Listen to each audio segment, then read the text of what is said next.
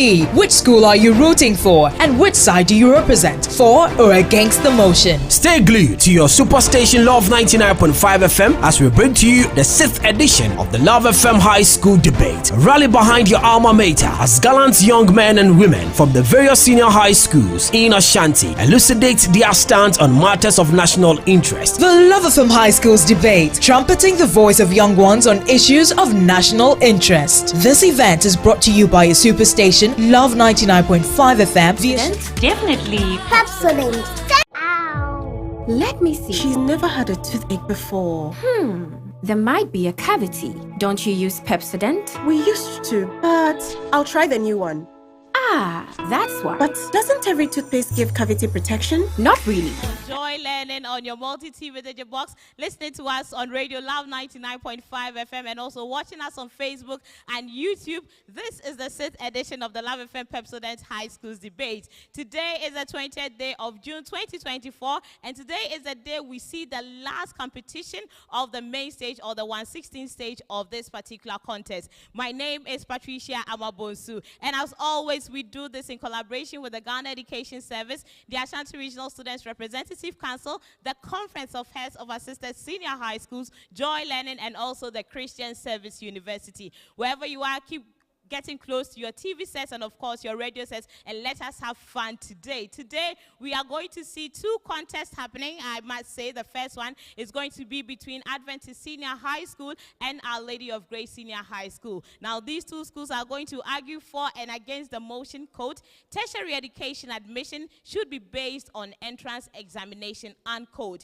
We have Adventist Senior High School arguing for the motion and Our Lady of Grace arguing against the motion. If you went to this school, of course, if you're an alma mater, I'm sure you want to hear what your teachers or your supporters would want to share with all of us right now. And so we can have them join us, and we have this conversation live here on radio and also on TV and on social media.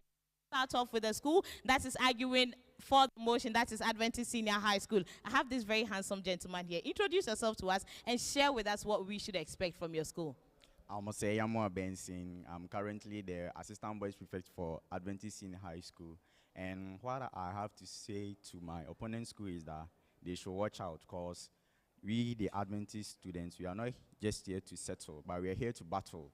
And it's not long that I joined the Debaters Club, and I've seen that we've made it through all our battles, and we are here. So you can see me wearing this white shirt.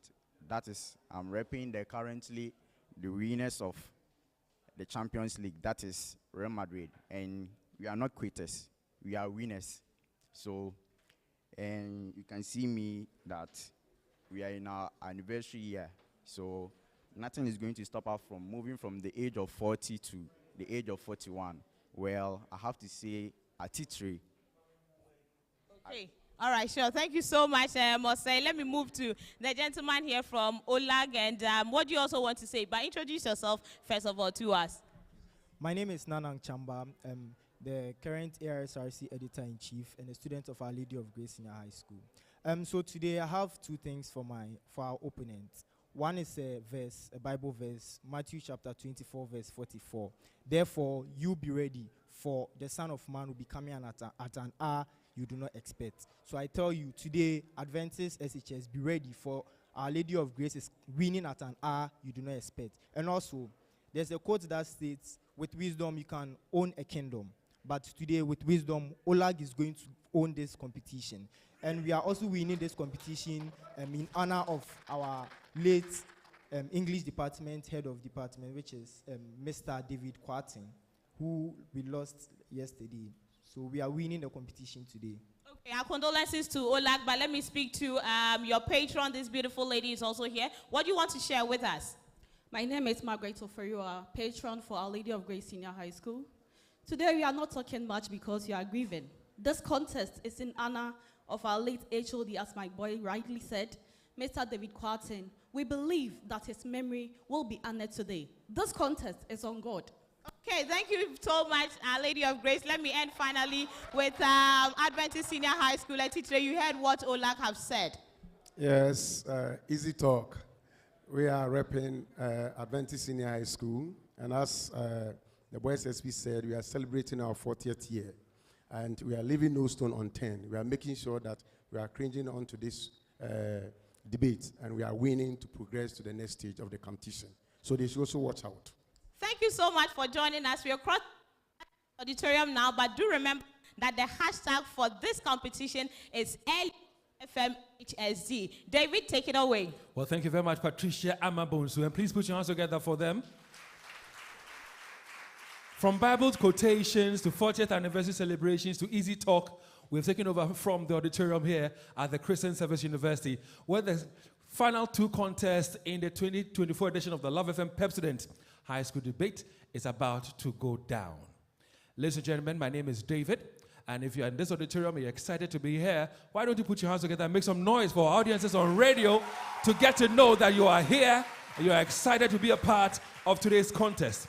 We're also live on television on Joy Learning, live on radio on Love 99.5, live on Facebook on Love 99.5 FM, on Joy 99.7 FM, and of course on Hits FM and Joy Prime.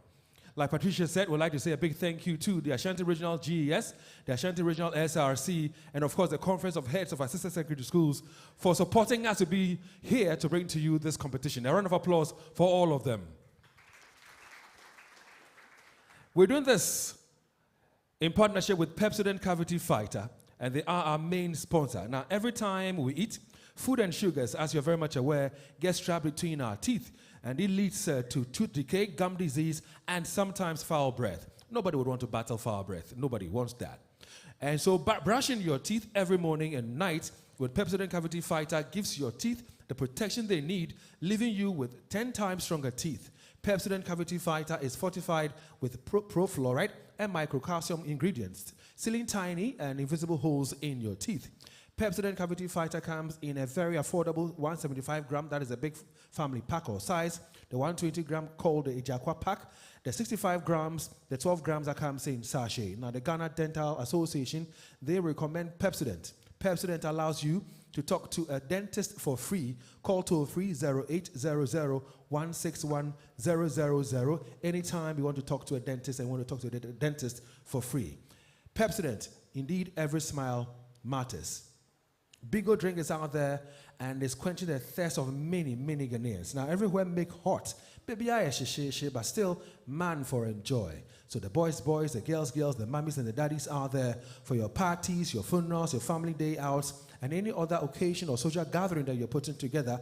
Grab your favorite Bigo drink. Bigo comes in cola, grape, orange, coconut, pineapple, apple, lemon, and cocktail flavors. Get a chilled, affordable bottle of Bigo today at any supermarket or in traffic. Bigo is another quality product from Trillium Industrial Company Limited. Bigo, big refreshing moments. It's also brought to us by Jackson University College. Now, are you worried about the best place to receive tuition for your IELTS in Ghana? Well, do you desire to work or study abroad? Then the Jackson Institute of Innovation and Leadership, JIL, is here to help. JIL, in collaboration with the British Council, the IELTS, and of course the IDP, presents a golden opportunity for senior high school leavers, university graduates, and professionals to register and study IELTS. Now, their course options include IELTS Academic, IELTS General, and Life Skills. Now, they have in-person and online class options. So enroll today, enroll now. For your children also who are aged between 5 and 15 years who are fluent in French or they wish to learn French, JIL has an amazing package for them to study in Quebec, Canada. Their rates are unmatched and they will assist you with all the necessary travel documentation. Moving on, let's talk about cowbell. Now, cowbell contains vitamins A, C, D, E, and K, and which of course is their unique secret essential nutritional formula that nourishes minds, bodies, and dreams of growing champions and the whole family. Cowbell is high in protein and calcium. Now, they have something for everyone, and they come in coffee, strawberry, choco, banana, mocha, and coconut flavors. Enjoy the finest taste in milk. Cowbell, indeed, is our milk. Now, this beautiful auditorium where we're comfortably seated and will be enjoying the debate in no time has been made available for us by the Christian Service University. Now, they are admitting students for the 2024-2025 academic year. Undergraduate and master's programs are offered at CSU with morning, evening, and weekend schedules for all students. CSU provides half scholarship, and I repeat, half scholarship to prospective students with an aggregate of 6 to 15. You can find them, that is the CSU, at Star Junction here in Kumasi, Asantase. CSU, Faith, Scholarship, Integrity. Now, you've already heard the voice of Patricia Amabunsu when she was engaging with students and patrons a while ago. You haven't heard the voice of Lady Becca, as we refer to her. Her real name is Rebecca Marrow. Please put your hands together for her, because she's got some wonderful information to share. Becca, good afternoon. Thank you so much, David. Good afternoon to you. Would like to say a very big thank you to Naki Publications. If you're looking for the best creative arts, religious and moral education books for your primary and junior high school students, Naki Publications is your best bet. The Nagi Nugget series is also available, and it's user-friendly and self-explanatory, especially when it arranges topics, pictures, tools, and materials for your sweet little ones. You can locate Naki Publications at Achima Bukro. Naki Publications, trusted by educators, loved by students, and approved by NACA.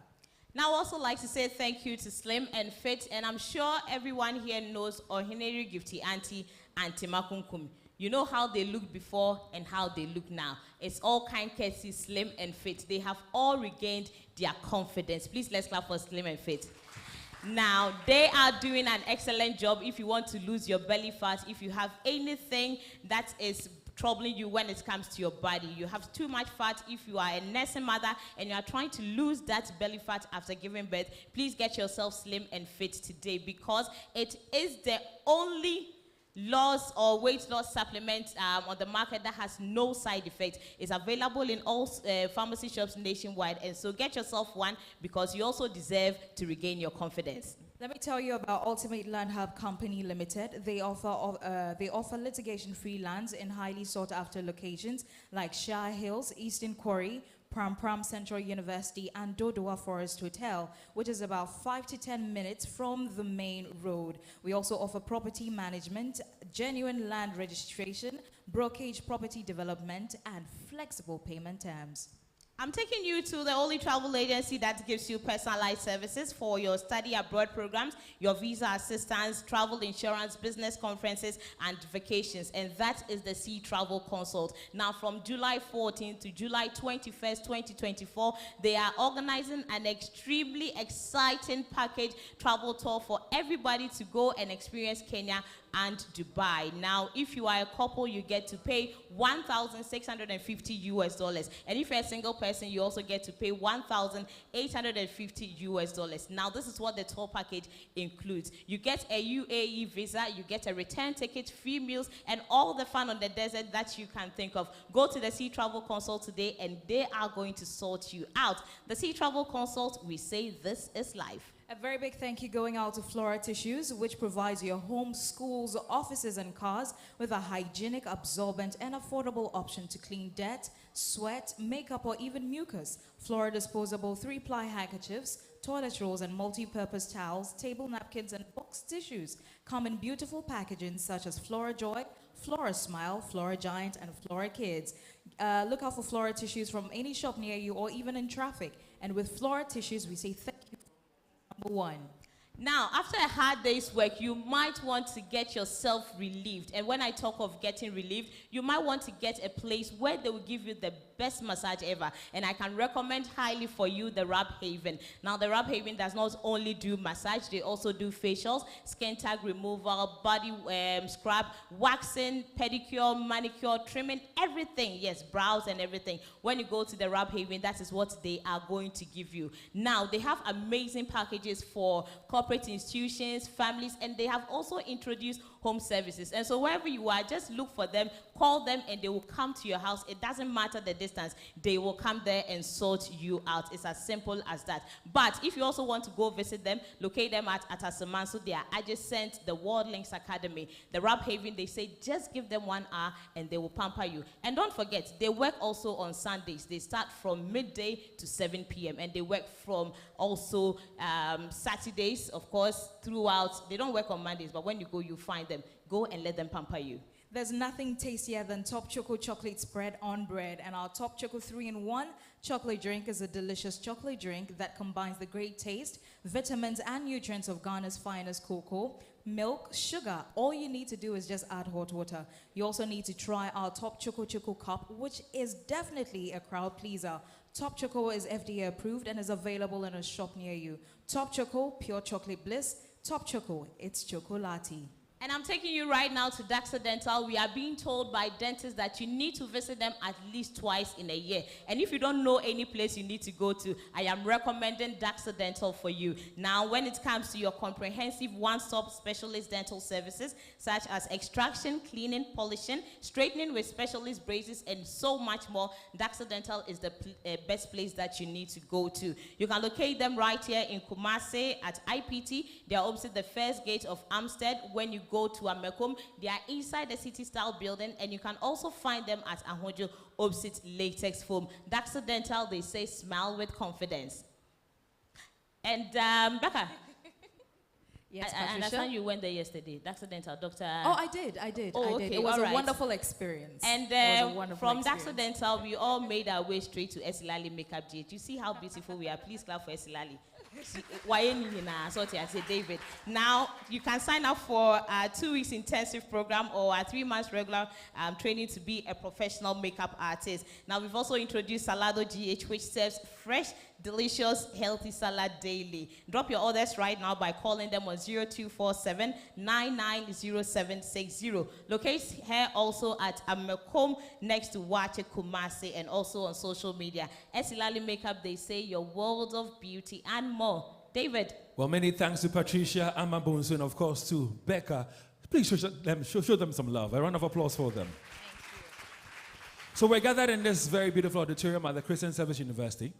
We're live on radio on Love 99.5.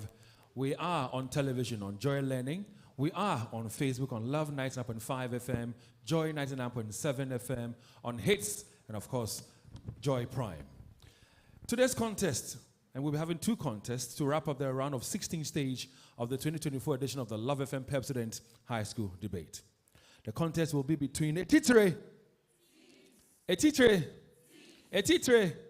and they are students of Adventist Senior High School, and they'll be facing Our Lady of Grace, and their slogan is Adumma. Adumma. Adumma. Please put your hands together for yourselves. We wish you both well. Now, definitely as such competition, we need to have rules governing the contest. So for those of you in this auditorium, I'm about to invite a very fine gentleman. He is a lead judge. He'll be telling you about the rules of engagement. Listen attentively to what he'll be saying. If you are a debater and you'll be debating this afternoon, listen carefully to the instructions and the rules as he'll be spelling them out. Because they will be listening, they will be watching attentively, and they will be rewarding marks accordingly. Ladies and gentlemen, at this point in time, I'd like to introduce to you the panel of judges. Let me start off with the only woman on the panel this afternoon. Now, I would like for you in this auditorium to say Mama Lou. Oh, that's her nickname. Oh. Charlie, when you give her fans like that, she does magic for you. Say Mama Lou. All right, so her real name is Dr. Lucy Bonku, and she's a senior lecturer with the Department of Liberal Studies, Kumasi Technical University. She's taught for over 30 years in literature, English language, and communication skills. Ladies and gentlemen, please put your hands together for one of our judges for the afternoon, Dr. Mrs. Lucy Bonku. There she is. Interestingly, all the judges have nicknames, huh? This one is called OFAG. Say OFAG. OFAG. Well, OFAG is Professor Osei Tutu Anthony. He was born on a Friday, so he's also called Kofi. Now, he is professor in economics. He holds a PhD in economics. He is the former head of the Department of Economics at the KNUST. He is here this afternoon as one of our judges. Please put your hands together for Professor Osei Tutu Anthony, also known as OFAG. Somebody met me yesterday and you don't introduce everybody and give them nicknames. I'm like, I haven't given them nicknames. They have nicknames. But one name that some of you use is empiricism. That's for me alone to use. Don't use it. Empiricism is for me. But it's for the next judge, and he's the lead judge. So if you want to know his nickname, either you call him Uncle P, or you just say Pierrot. Say Pierrot. So he's here. Now, he's a former head of Department of English, former head Department of Languages and Communications at the KNUST. Like I said, he's here this afternoon as our lead judge. His name is Dr. Peter Arthur. Please show him some love, a round of applause for Dr. Peter Arthur. There he is. Now, anytime I introduce him like this, he just mounts the podium, grabs the microphone, and he has a similar honor to run us through the rules of engagement. That is to say, what is required of the debaters. You want to hear him? One more time, a round of applause for him as he mounts the podium and runs us through it. Thank you very much.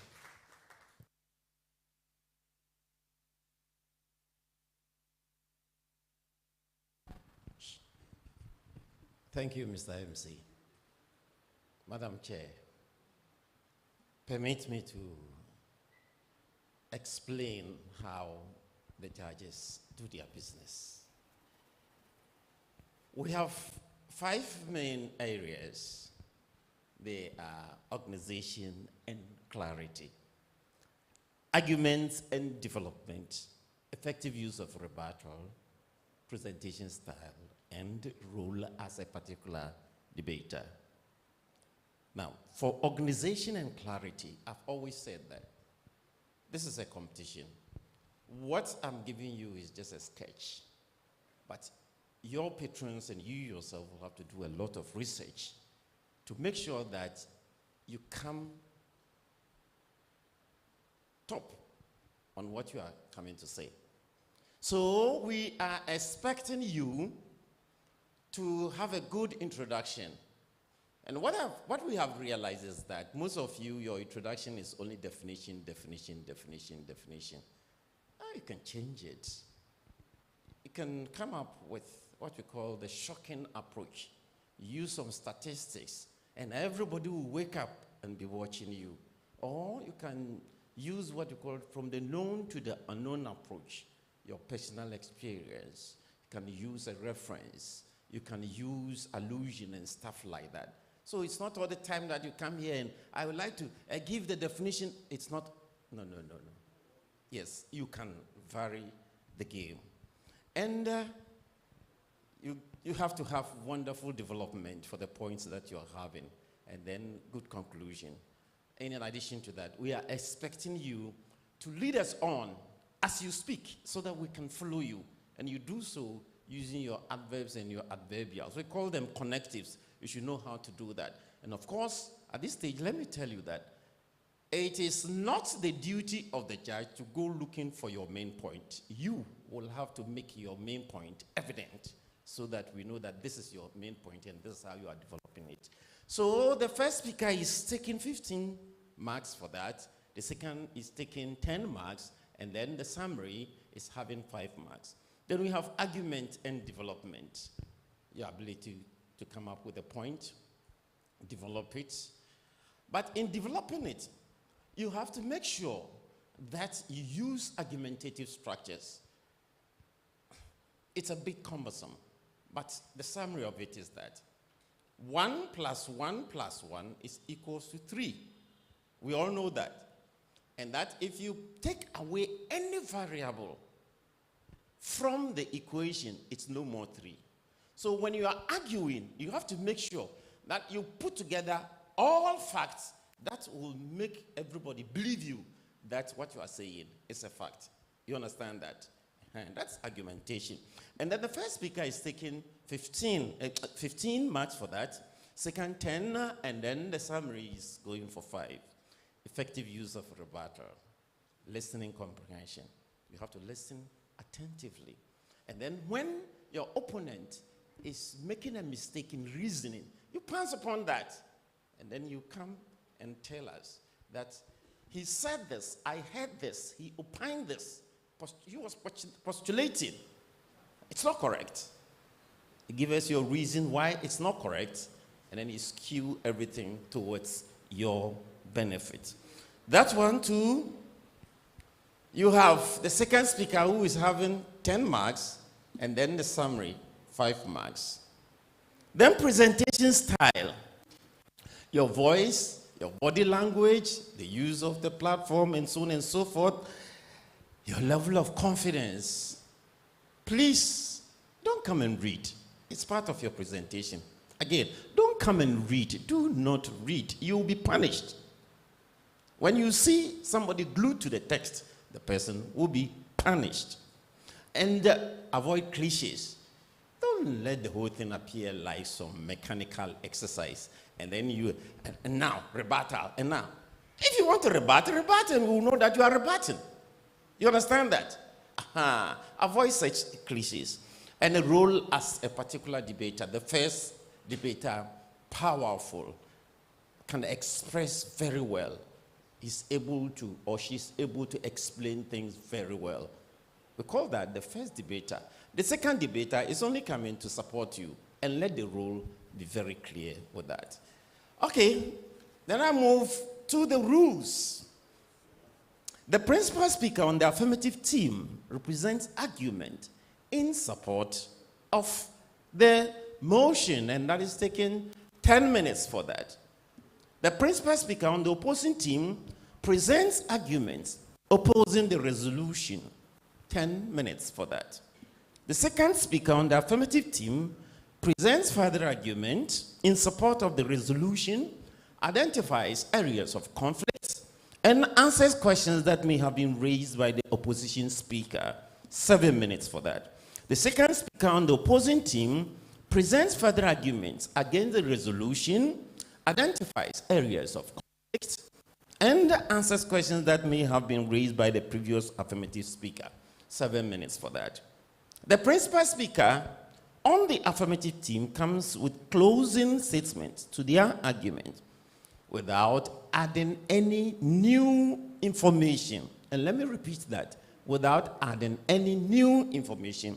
And also uses the opportunity to respond to rebuttals if there is any. 5 minutes for that. The principal speaker on the opposing team comes with closing statement to their argument without adding any new information. I repeat, without adding any new information, and also uses the opportunity to respond to rebuttal if necessary. 5 minutes for that. Now note this carefully.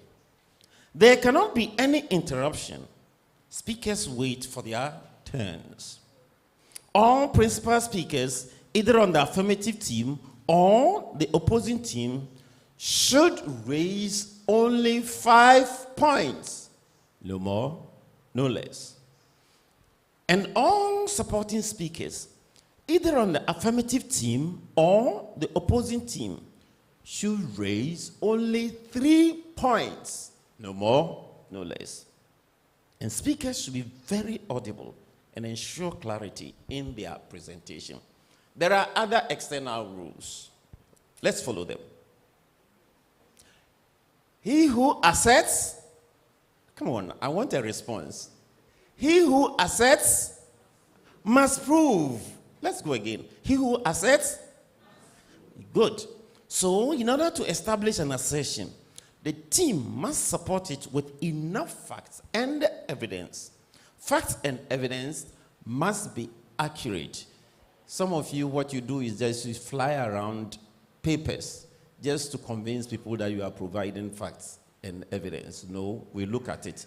And if you bring any paper, any evidence that is not relevant to what the speaker is saying, we will deduct marks. Examples of visual materials are permissible. And once introduced, they become available for the opponent's use if desired. Tangible evidence must be tendered in as exhibits for fact support. In rebuttals, the debater rebutting may ask any constructive and clear question that has a direct bearing on the points raised. And the one rebutting must confine him or herself to questions and not to make statements, comments, or ask rhetorical questions. Supporters from both sides are to exercise discipline, not to induce, frustrate, or intimidate debaters in any form, and failure would attract deduction of marks from their team. All debaters must ensure clarity in their argument. You see that I've repeated it, and that means that it carries a lot of weight. Debaters must respect time. If you are bailed out, you must end your presentation. Else, you will pay for that. Note, majority decision or score results from the judges carry the day. That means the score results from one judge cannot overturn that of two judges. And in an event of a tie, schools will be given a motion to contest once again within 2 days. Reporting time for the exercise is supposed to be 12 noon each day. Failure to abide will lead to disqualification of the said school. Note this carefully. All issues or concerns should be addressed to the producers of the program or event and not the judges. And at this moment, I would like you to turn your attention at the back. There's a gentleman there. Yes, wave, wave, wave, yes. If you have any problem, he's the one you see. And on that note, I end my business. And you mean your business for now. You know, when you mention wave, wave, wave, it sounded like Patricia and Becca who are going to be on waves. Well, for you in this auditorium, there's a program on Love 99.5 called Waves. It's always after the midday news. Becca, wave, wave. She's the hostess for the program. So anytime you are home, you want to enjoy good quality information on radio on Waves, there she is. Oh, Patricia, please. Patricia is outside, so once you're here, Becca, stand, please. Let's see Becca. There she is. A round of applause for Becca. So don't forget to tune into Love 99.5 and enjoy her program. Now, our lead judge mentioned that he who assesses must... I'm not feeling your energy today. He who assesses must... He who reads will be penalized. All right? So if he who assesses must prove, he who reads would be... So very much. Don't come here and be reading to us. So please note that. Now, the other bit I'd like to add to what the lead judge said is some of you would want to rebut. And then, unfortunately, you're forgetting what your opponent said. So my opponent said, I don't recall entirely what, but you want to rebut. So if you didn't hear it and you cannot present it, how do you rebut it? You are allowed, permitted to note it down. And you can read through. That one you can read. If it's a rebuttal, it's permissible. You can read. But when you are presenting your debate itself, he who reads will be penalized. Again, he mentioned that anytime they make the exhibits available, it becomes available to be used by the opponent. I've never, except for one occasion, that a school picked up the exhibit and said, well, I'm going to speak against it. But many of you, they bring the exhibits, you don't take advantage of it in any way. Please be guided. It's available for you. When the lead judge began, he said, Madam Chair. So who is the Madam Chair? Her name is Theodosia Jackson, and she's a co-founder and principal of the Jackson College of Education, which is part of the Jackson Educational Complex, which was founded in 2009. Now, she has over 56 years of education experience in various capacities within the public sector as a teacher. Now, she's a former head teacher of several schools, including Kumasi High School in the 80s, and also the foundation head teacher for KNUST Junior High School. Now, she's still going strong in the private sector after her retirement. That was 16 years ago at the Jackson University College. She's also a renowned marriage counselor, an author, and an international speaker. Now, she's particularly active in transforming lives of girls, especially girls, teenage girls who are into prostitution, girls who have children, or girls who have gotten themselves pregnant. Ladies and gentlemen, she's here this afternoon as our chairperson. Show her some love, a round of applause for Mrs. Theodosia Wilhelmina Jackson. Our lead judge also mentioned that if you are bailed out, you stop debating. Because if you don't, there's a penalty for that as well. So as you're very much aware, we have an accurate timekeeper with us. His name is King Davis. A round of applause for King Davis. He's always punctual. He does his work with a lot of love. Now, if you have 3 minutes to go on your time, he will alert you. So whether you are the principal speaker or the supporting speaker, the principal has 10 minutes, the supporting has 5 minutes, and then the summaries or the concluding, you have 5 minutes. When you have 3 minutes to go, he will do this. Now, if your time is up entirely, this is what you would hear. Thank you very much, King Davis. Ladies and gentlemen, at this point in time, all is set for the competition proper to begin. The motion for the first contest out of the 2 for today is tertiary education admission should be based on entrance examination. Tertiary education admission should be based on entrance examination. Adventist Senior High, they are for the motion. Our Lady of Grace, they are against the motion. So let's do the rituals. Etitre. Etitre. One more time. Etitre. Please stand on your feet. I can see some known faces. It tells me that you've been here before and you know the drill already. Now, once we ask you to stand, we're asking you to stand because we want you to sing for us your school anthem. And as always, we would like that you sing your school anthem with pride and with joy.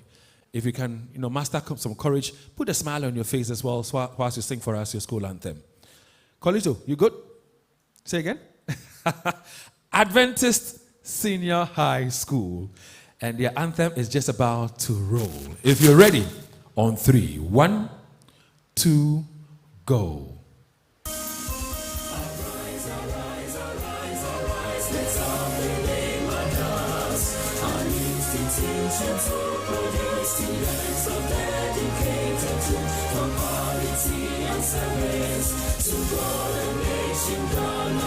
We pledge ourselves for real, strive to achieve success. Lift up the name on us, and ride on the wings of success. And ride on the wings of success. Lift up the name on us, and ride on the wings of success. And ride on the wings of success. And that was the school anthem for Adventist Senior High. Please put your hands together for yourselves. You sang it beautifully. Etitre. Etitre. At this point in time, let's welcome your debaters, starting with the principal speaker. Her name is Angela Fosu Adoma, supported by Hannah Botche, the supporting speaker. Where are they? All right, so there they are. Oh, you can do better with the applause. If you want to scream and shout and make some noise, showing them love, feel free and do so. Angela Fosu Adoma, principal speaker, and Hannah Botche, the supporting speaker. The next school is Our Lady of Grace. Adoma. Adoma. Adoma. Now, earlier on this afternoon, I got to know that you've lost, is it a senior housemaster? HOD? You lost an HOD, head of department. May the teachers so rest in perfect peace. Our condolences to you.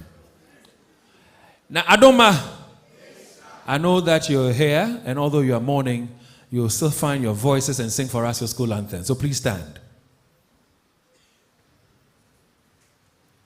Now, as you're standing, I can see some of you adjusting your school uniforms and all that. That's fine. It's allowed. You can even decide to clear your throats if you so wish. Yeah.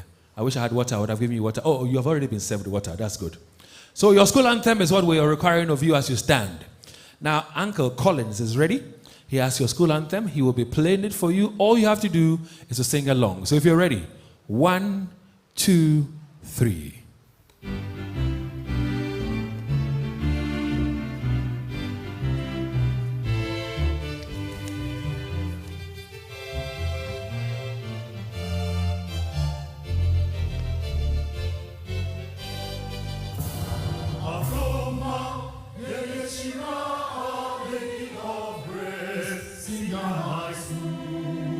We sincerely adore your great name.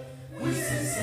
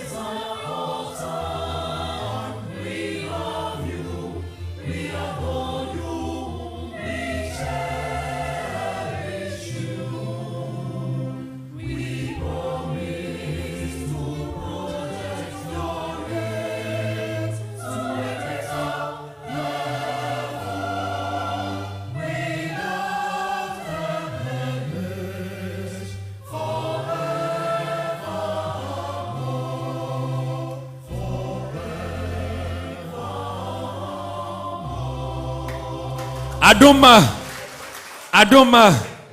Your debaters are Salima Safian, Principal Speaker, and Agnes Dreya Ewenam Abba, the supporting speaker. Where are they? There they are, holding hands together, walking down the stairs. In no time, they'll be getting to the podium. They'll be getting to their seats. They'll be taking their seats, and they'll be debating as well. For those of you who are watching us live on television on Joy Learning, we say thank you very much for your time.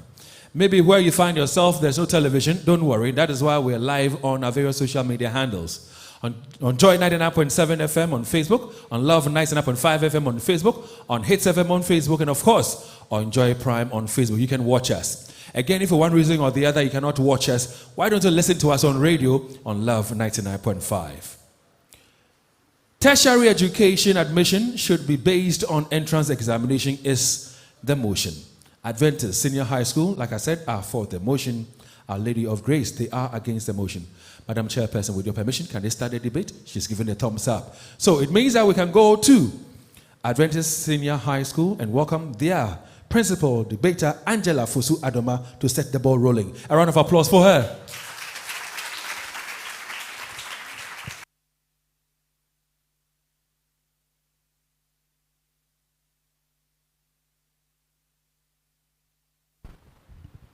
Imagine a world where the doors to higher education are based on merit or pursuit of academic excellence and knowledge. The chair, equitable panel of judges, voracious timekeeper, colleague debaters, fellow students, ladies and gentlemen, good afternoon. Representing the Noble Adventist Senior High School, I am Angela Foswaduma, the principal speaker for the motion, quote and unquote. Tertiary education admission should be based on entrance examination. The chair, please allow me to reduce the motion for the satisfaction of my baffled opponents here.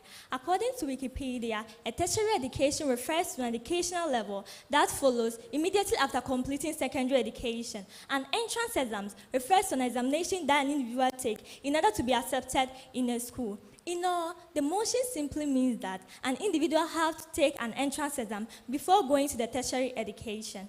The chair, entrance examination is akin to taking professional examinations and jobs interviews after completion of tertiary education to be licensed and employed respectively. For example, prospective teachers and nurses take licensure exams. Lawyers take bar exams. We can go on and on. So respectfully, the chair, what is the fuss about students taking entrance exams before they are admitted to pursue courses of their specialties? The university entrance exam aims to diagnose the knowledge, skills, and aptitudes of prospective university students for placement into various university faculties. So my opponents, you call this abominable? If you say so, then I'm afraid to tell you that you will not get any job because no employer will recruit a person without passing through a test or interviews. The house, I am happy. In fact, I am inside happy, outside happy, side happy, and within happy to notice that those that we are debating with today are schools that admit students through entrance examination. And ironically, they are here to oppose the motion that the advocates for the same practice that got them into their school shouldn't be put into practice. Point one, the chair. Entrance examination reduces collusion between invigilators and students during examination. In an article titled, quote and unquote, Unpacking the Fraud in Ghana's WASI, the author, Mr. Kwame Alovi, stated, and I quote, the level of examination fraud in Ghana's senior high school in recent times is unprecedented, with virtually every senior high school, including the top grade A schools, supposedly known for their strict adherence to rules, joining the race, unquote, with so much collusion between vigilators and students during the examination at the examination center. A tabula rasa student or empty-headed student can pass the examination far better than Albert Einstein. Ladies and gentlemen, with such rot in our education system, do you not believe that it is appropriate to implement measures such as entrance examination to curb this menace? My second point, the chair, is the fact that entrance examination encourages preparation and hard work.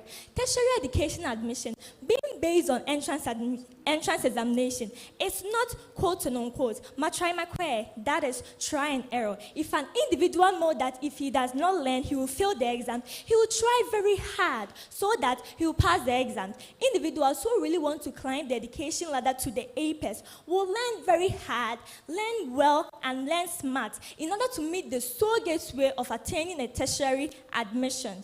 The chair, university admission without entrance exam is just like a wholesale marketing strategy at Makola Market. Point 3, the chair, entrance examination aligns with global standards. Most of the countries and institutions have successfully implemented entrance examination due to how successful and effective it is in terms of academic excellence. My opponents, I hope you've heard of University of Cambridge, University of Oxford, University of Tokyo, and Shanghai University, China. These are all top universities that admit students through entrance examination. There are also top universities that uses SAT, which is Scholastic Assessment Test, which was initially Scholastic Aptitude Test, before students can get into their school. Point 4, the chair. Entrance examination helps in assessing individuals' knowledge and abilities. Without entrance examination, universities and colleges will find it difficult in assessing the grade A students, the average students, and the low average students. Most of the students go to the university under the dictate. Most of the students go to the university to do courses under the dictates and sentiments of their parents. They themselves lack knowledge about the course that they are offering. A case is a law student offering law, but have no idea about what a mandamus is, a prerogative is, a habeas corpus is, and other rates are. The chair, if this person passed through entrance examination and fail, the parents will realize that the future of their child does not really lie on the occupation that they are trying to envision them. Finally, the chair, entrance examination promotes fairness in our society. Ladies and gentlemen, on December 28, 2023, myjohnlight.com reported that a former management in living teacher was caught in camera dictating answers to a management in living student during the 2023 WASI and has now been promoted to become an assistant headmaster at a different school. Like, seriously. This is what we call examination malpractice that must be continued elsewhere. We wonder, will students who receive assistance during examination apply for the same tertiary admissions with those who never receive assistance during examination? The chair, according to the Article 17, Clause 1 and 2 of the 1992 Constitution, it states, and I quote, all persons are equal before the law, unquote, and that there should be no discrimination on the basis of gender, creed, age, race, among other things. But we wonder, how can equality be achieved if in an examination, some students have been distributed an answers and others haven't been distributed the answers?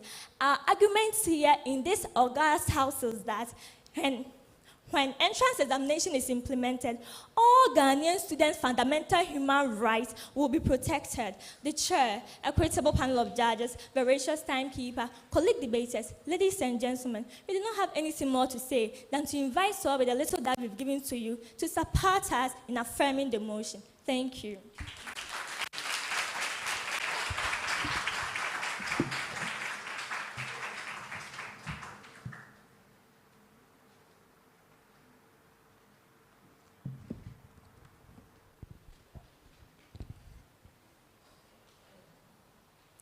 Education is not just about scoring high grades. It's about learning, growing, and developing as individuals. Education is not a privilege, but a right. Education is not just a preparation for life, but it is life in itself. It's for its immense importance that something as precious as tertiary education should not be treated as child's play by being left in the hands of entrance examination. The chair, adjudication panel, man of the pendulum, invited dignitaries, esteemed colleague debaters, ladies and gentlemen, I am Salim Masifian, the principal speaker of Our Lady of Grace Senior High School, speaking vehemently against the motion, quote and unquote, tertiary education admission should be based on entrance examination. Let's unpack this motion, shall we? Tertiary education, according to wikipedia.com, means a level of education following secondary education. It's also known as post-secondary education or third stage education. Continuing, admissions, according to Oxford Languages, means the process or fact of being allowed into an organization or place. Lastly, the Merriam-Webster Dictionary defines entrance exam as a test to see if someone should be allowed into a school. Basically, this motion seeks to say that in order to be allowed to continue education to the third stage, it should be based on just an exam organized by that particular institution. I stand here as a candid speaker to emancipate us from this thought by providing reasons from social, economic, as well as psychological viewpoints. To my very first point, tertiary education admission should not be based on entrance examination because it poses significant financial burden on the applicant. The chair, House, the economic burden that entrance exam puts on individuals has not been divulged, and maybe that's why my opponents stand by their stance. But the socio-economic burden that entrance exam puts on individuals is of concern because it goes beyond the outrageous exam fees. It also encompasses extra materials, extra tuition, transportation, and even probable accommodation. Let's take a step at a time. The cost for sitting and writing into University of Ghana Law School as of June 2024 was 1,010 Ghana cedis, and I have a receipt to show for that. This is what we expect a family struggling with 3 square meals in this economy to produce 3 times over in order to secure law education for their child. Let's juxtapose this economic devil, this future barricading cost to the 0.00 Ghana cedis someone is expected to pay for a holistic examination such as WASI. The only cost that comes after writing a holistic examination such as WASI is less than 300 Ghana cedis in applying for school. The chair, House, tertiary institutions must understand that not all qualified applicants have the means or the money to pay to sit for the entrance exam. Hence, making it a prerequisite is downright segregation. Let's take a step further and look at transportation costs alone from one major city to another. Transportation prices have risen 30% according to a post by myjoyonline.com, and this is enough to deter people from moving from one major city to another.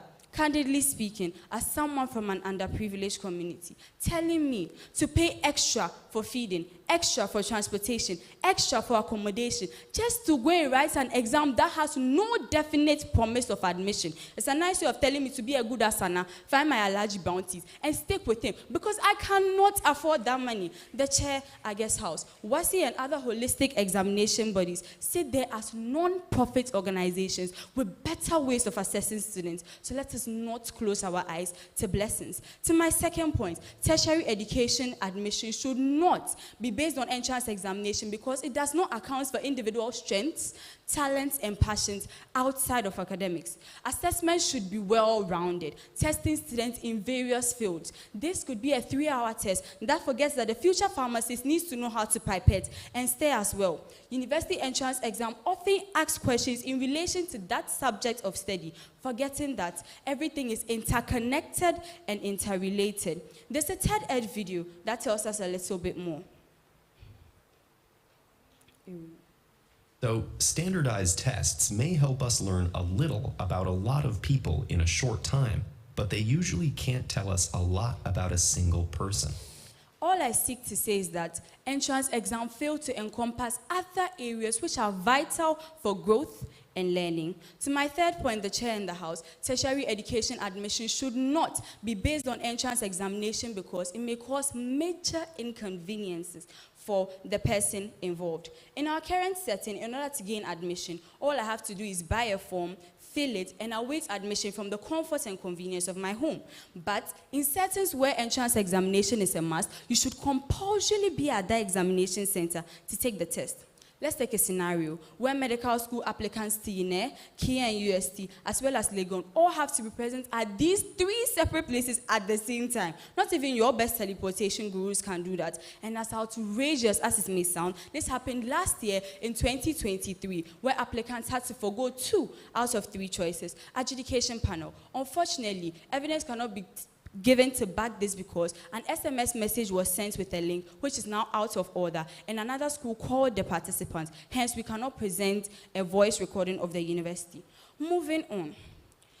There's no correlation or connection between these schools. There's only internal planning, forgetting that the world is a global village. The chair, comparing tertiary entrance examination to holistic examinations. Tertiary entrance examinations should not even be a should, because holistic examinations such as WASI are well-rounded, well-planned, give fair assessment, and very, very convenient. Moving to my fourth and favorite point, tertiary entrance examination should not be a basis for admission because the results give you no significant value aside helping you gain admission. This is said with all due respect, but because of the following reasons. 1, the results are not reasonable despite their cost too. 2, the results for one school cannot be used to apply to another school. And 3, the results do not give you a certificate of any sort. Holistic examinations such as WASI should be used as a basis because 1, after you write your WASI, you get a certificate that shows that you have completed second cycle education and you have written a holistic exam. 2, the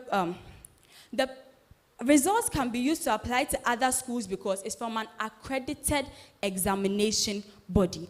And 3, the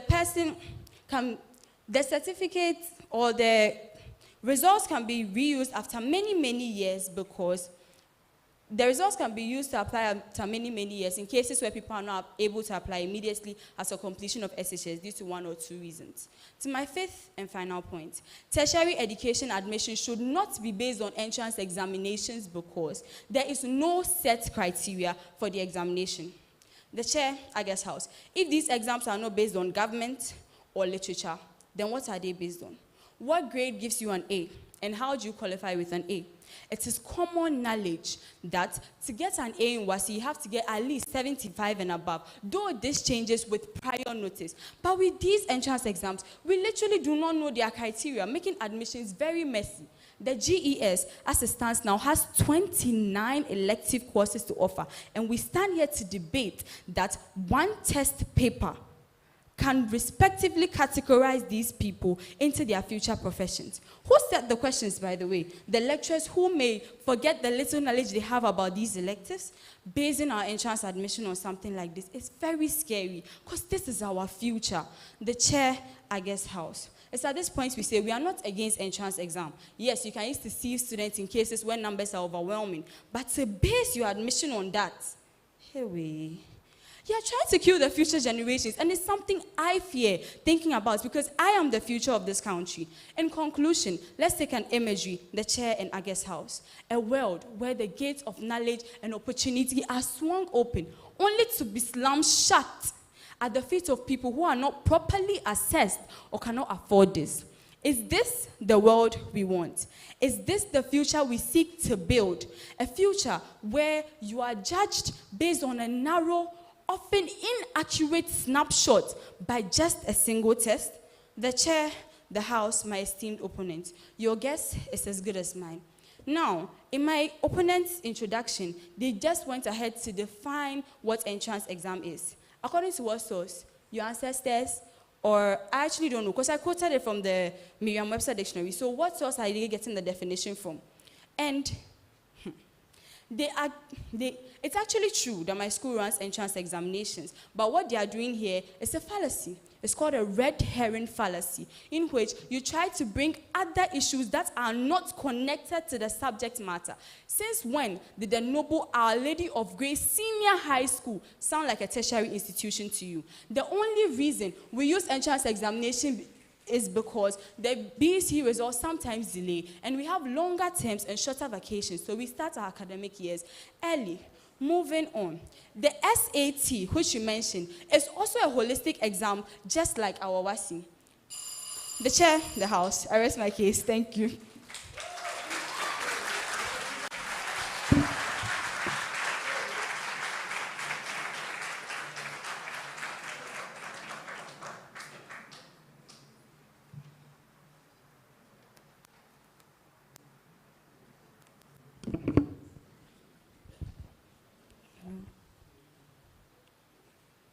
Let me we take it to a country called Ghana, where entrance examination can revolutionize the education system and ensure that the most deserving students secure admission to the limited tertiary institution. The chair, the jury, accurate timekeeper, indefatigable teachers present, co-debaters, my awesome audience, ladies and gentlemen, good afternoon. Representing the Noble Adventist Senior High School, I am Hannah Butchie. Today, I stand before you as the gala supporting speaker to speak in affirmation to the proposition, quote and unquote, tertiary education admission should be based on entrance examination. The chair, the house. Our argument is simple. We for the motion are not saying that other forms of examination are not essential for students. No, we will be ungrateful when we say this. However, what we are trying to say is that entrance examination should be the best requirement to enter into tertiary institution. But the chair, before then, like my principal speaker said, my opponents are shooting themselves right in their toes. This is because why are my opponents opposing something that they are benefiting from? Do you want to tell the whole august house that you are selfish? Interesting. But note that what is good for the goose is also good for the gander. The chair, the house. These are my points. Point 1, entrance examination addresses capacity issues. Ladies and gentlemen, there is growing demand for tertiary institution in Ghana, and these have culminated into capacity issues in almost all of the universities in this country. Ladies and gentlemen, how can we maintain academic rigor when our resources are scarce and our faculties are overwhelmed? Madam Principal and Assistant Headmistress, do you really know what scarcity is? Per the introductory concept of economics, scarcity refers to the limited supply of resources that are used for the satisfaction of unlimited wants. Article 25 of the Ghana's constitution, the 1992 constitution states clearly, and I quote and unquote, high education should be made equally accessible to all on the basis of capacity. Did you hear that? It is on the basis of capacity by every appropriate means, and in particular by progressive introduction of free education. The House, according to the 2021-2022 University of Ghana undergraduate statistics, 50,596 SHS students applied for the various undergraduate programs, and out of this huge number, 16,387 were admitted, and this represented 32.4% acceptance rate. So you see, my opponents, many people who have been admitted were it not facility constraints. Ladies and gentlemen, the limited resource call for effective resource management and allocation.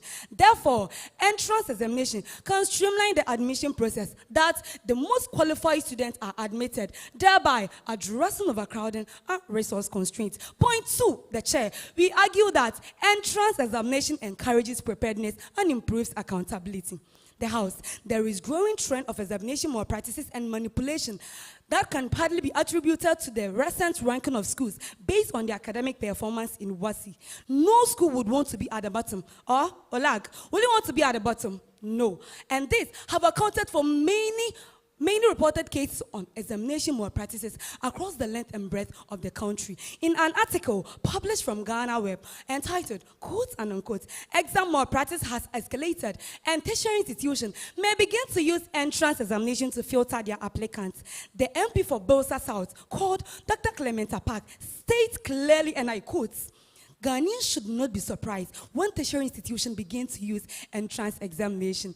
The chair, it might interest you to know that many students come out with excellent grades that do not reflect their strength and wealth academically. Therefore, making prospective students into tertiary institutions sit entrance examination for selection into these institutions will encourage students to take their lessons seriously in their course of studies. The chair, this is because the invigilators of the tertiary education entrance examination will be different from those who supervise them during the RASI. Consequently, familiarity, friendship, relatedness, and other internal factors that promote these moral practices will be done away with. My opponents, what country do you want to build? Ladies and gentlemen, my last point to talk about is we argue that the entrance examination reduces subjectivity and bias. The chair, admission decisions based on entrance examination are less liable to subjectivity, judgment, and bias, as compared to WASI, where manipulations are possible. Ladies and gentlemen, imagine a world where all individuals are given a level playing field to write a one-off entrance examination to enter into tertiary institution. Wouldn't it be beautiful? My chair, My dear opponents, what is the purpose of examination if not to distinguish the exceptional from the ordinary? Ladies and gentlemen, entrance examination will help to ensure a more objective and transparent admission process. The chair, the house, before I take my seat, permit me to rebut some fallacies made by my opponent. My opponent said that the cost of transport will be a burden to the poor student, especially those who will have to travel to far distance to write the exam. I beg to disagree. This is because the various universities have satellite campuses in the country's regional capital where prospective students can take the entrance exam. Therefore, the poor child from Paga will not need to travel to any Legon campus or KNUST campus to write any entrance exam. Some of these such satellite campuses are used by these public universities to run their distance education programs. The chair, my opponent also said that entrance examination is just an exam. Hey, my opponent, since when? The house. Entrance examination is not just an exam, but an examination that assesses individual excellence on their faculty. The house. Let us take the WASI for instance. How can verification fingerprints prevent collusion between invigilators and students? The chair. What will a law student do with the labeling of grasshopper and mosquito at the university? The chair, let us not forget this. Ladies and gentlemen, with this submission, I hope I've been able to convince all and sundry that, indeed, tertiary examination admission should be based on entrance examination. Thank you.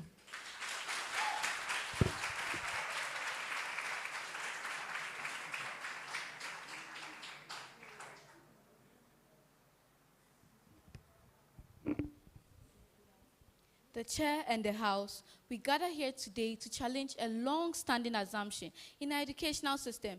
The motion before the house today perpetuates a harmful practice which prioritizes tests over human intellectuality, tests over critical thinking, tests over creativity, and tests over individuality. The chair, panel of judges, man of the pendulum, distinguished guests, esteemed co-debaters, ladies and gentlemen, good afternoon. I am Agnes Drea Ewinam Abba, a student of Our Lady of Grace Senior High School, and the supporting speaker vehemently opposing the motion that, quote and unquote, tertiary education admission should be based on entrance examination. The chair and the house, entrance examination perpetuates a culture which chooses competition over collaboration as well as rote memorization, also chew and pour over meaningful learning. By using entrance examination as a basis of which we admit students into our tertiary education levels, we risk overlooking talented individuals beyond the field of academics in areas such as arts, music, and even sports. The chair and the house, let me take you through my points. To my first point, entrance examinations promote high-stake testing, which in turn leads to stress and anxiety among these students. When we weigh entrance examinations in a tertiary institution, they stem as one of the main factors which increases stress and anxiety among the students. This is due to the far-reaching consequences tied to their results. The chair or the house, whether I make it into this prestigious institution, they don't look at my portfolios, they don't look at my previous interviews, they don't look at my previous achievements. It's all stemmed to that 3-hour paper we write at the end of a single day. For me to be able to enter that prestigious institution, not that alone, for me to also be able to study my preferred course of study in relation to my future job opportunities and career opportunities, I have to take this 3-hour paper at the end of a day, which will either make or break my life. The chair of the house, this stress can adversely affect our mental health with symptoms like insomnia and difficulty concentrating. Esteemed opponents, how do you convince the house that we'll get the best student outcome when we approach such a paper which determines our life with stress, anxiety, difficulty concentrating, and insomnia? Moreover, disparities when it comes to the access to resources we need in preparation for our entrance examination will make our results differ in unequal ways. The chair in the house talking about portfolios, let's go to my second point. Overemphasizing on entrance exam can lead to teaching to the test rather than holistic learning. The chair and the house entrance examination often shifts our focus away from what holistic learning should be about, what our education should be about. The Ghana Education Service is doing a tremendous work by incorporating various extracurricular activities, not only outside the classroom, but even in our classroom topics. The chair and the house, students, teachers, and institutions will rather train teach, and learn towards excelling in that particular test they will take at the end of the day before they may make it into the entrance, into the tertiary level. The chair in the House opposing this particular point is saying there's no need for extracurricular activities. It's saying we don't need to be here debating because after all, it is not going to be valid. After all, they are not going to stand on our past achievements. After all, that 3-hour paper determines your life. The chair and the House, let's go to my final point.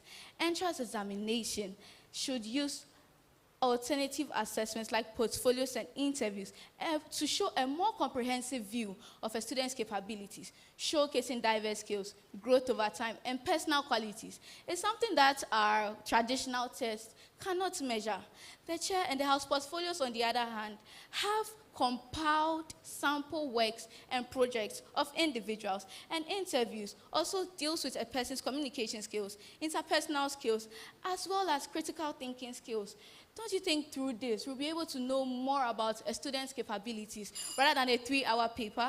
The chair and the House. Entrance examinations only measure a narrow range of our skills, ignoring important qualities like empathy, creativity. According to a Bloom's report of our 1956, used in educational institutions around the world, a good learner must be able to remember, understand, analyze, apply, evaluate, and then create. So how do we boil it all down? How do we trim it all down to just a 3-hour paper to determine our life? By relying on entrance examination, we risk overlooking talented individuals. By relying on entrance examination, we risk creating a homogeneous student's body which lack real-world problem-solving skills. The chair in the House, as we debate this motion, let us think about the consequences of our arguments. Would we rather vote for the motion and create a homogeneous student's body which lack the necessary skills you need in real life? Or will we create a diverse, all-inclusive society which will enable our students to actually work in their workplaces? The chair and the House, in my esteemed opponent's submission, they made a claim and they made some statements that you will not get any job without passing through an entrance examination. According to an African-British journals, universities in Nigeria had to drop off over half of their students who even scored their highest marks because they graduated with less than a second upper. And even these graduates are unproductive in their actual working spaces. These are best candidates, they claim. We have to appreciate the fact that education is not about passing an exam, but it is about preparing a student for the real world. Hence, if you can get into a university and then you can't fit into your workplace, what's the point of your education? The chair and the House, esteemed opponents, let's please think of this. I rest my case.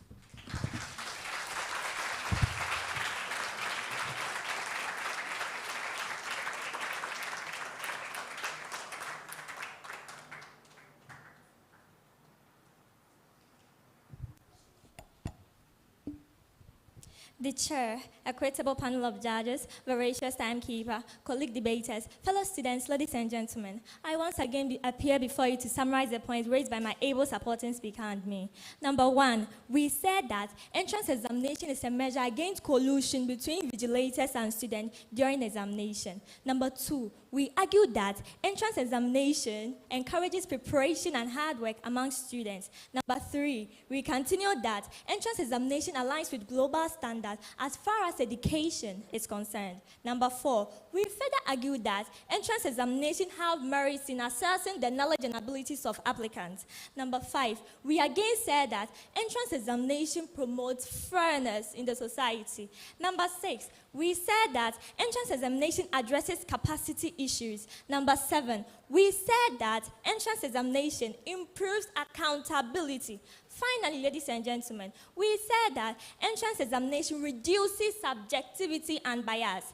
The chair, our opponents here want the whole House to understand that students would be burdened enough with the transportation costs from their home to the locations where they will be taking the entrance exams. The chair, how true is this when our opponents know that majority of our public universities have satellite campuses in the country's region capitals where prospective students can take the exam? Again, the chair, if you agree with our opponents for a moment, the benefit of admitting a student who is prepared for university education far outweighs fault outweighs the disadvantages of students' high transportation costs for the entrance exam. In 2010, University of Cape Coast dismissed 131 students due to poor academic performances. Are we Ghanaians happy with the annual cycle of tertiary students being dismissed for poor academic performances? The chair, before I take my seat, permits me to refute some claims made by my opponent. My opponent said that entrance examination brings about undue stress and anxiety to students. My opponent, what do we place on academic excellence if we do not set high standards for entry into tertiary institution? Can we truly claim that preparing students for the future can we truly claim that there can be preparation for students for the future without challenges? The house, this stress can be managed by proper preparation. Are you trying to say that the WASI students do not go into stress? If this is so, then it means that students envisage that they will help them and be allowed to collude in other malpractice to have their A out easily. In any event, when they are admitted at the universities, won't they write exam? Are they also saying that examination bring about stress and anxiety? The chair, my opponent again said that entrance examination lack creativity and talent. Hey, my opponent, can the discipline and hard work required to excel in entrance exam also foster the dedication and perseverance needed to pursue creative passion? Don't the time management and organizational skill develop while preparing for entrance exam? The chair, all protocols duly observed. We invite you all to join us in supporting the motion. Thank you.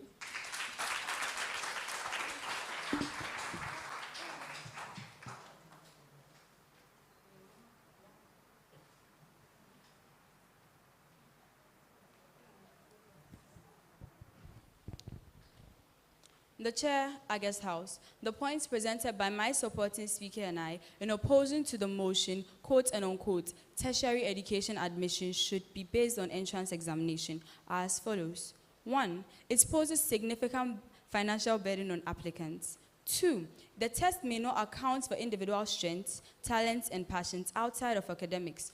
3, the test may cause major inconveniences in the lives of applicants. 4, there is no significant value of the results from the test aside helping you gain admission.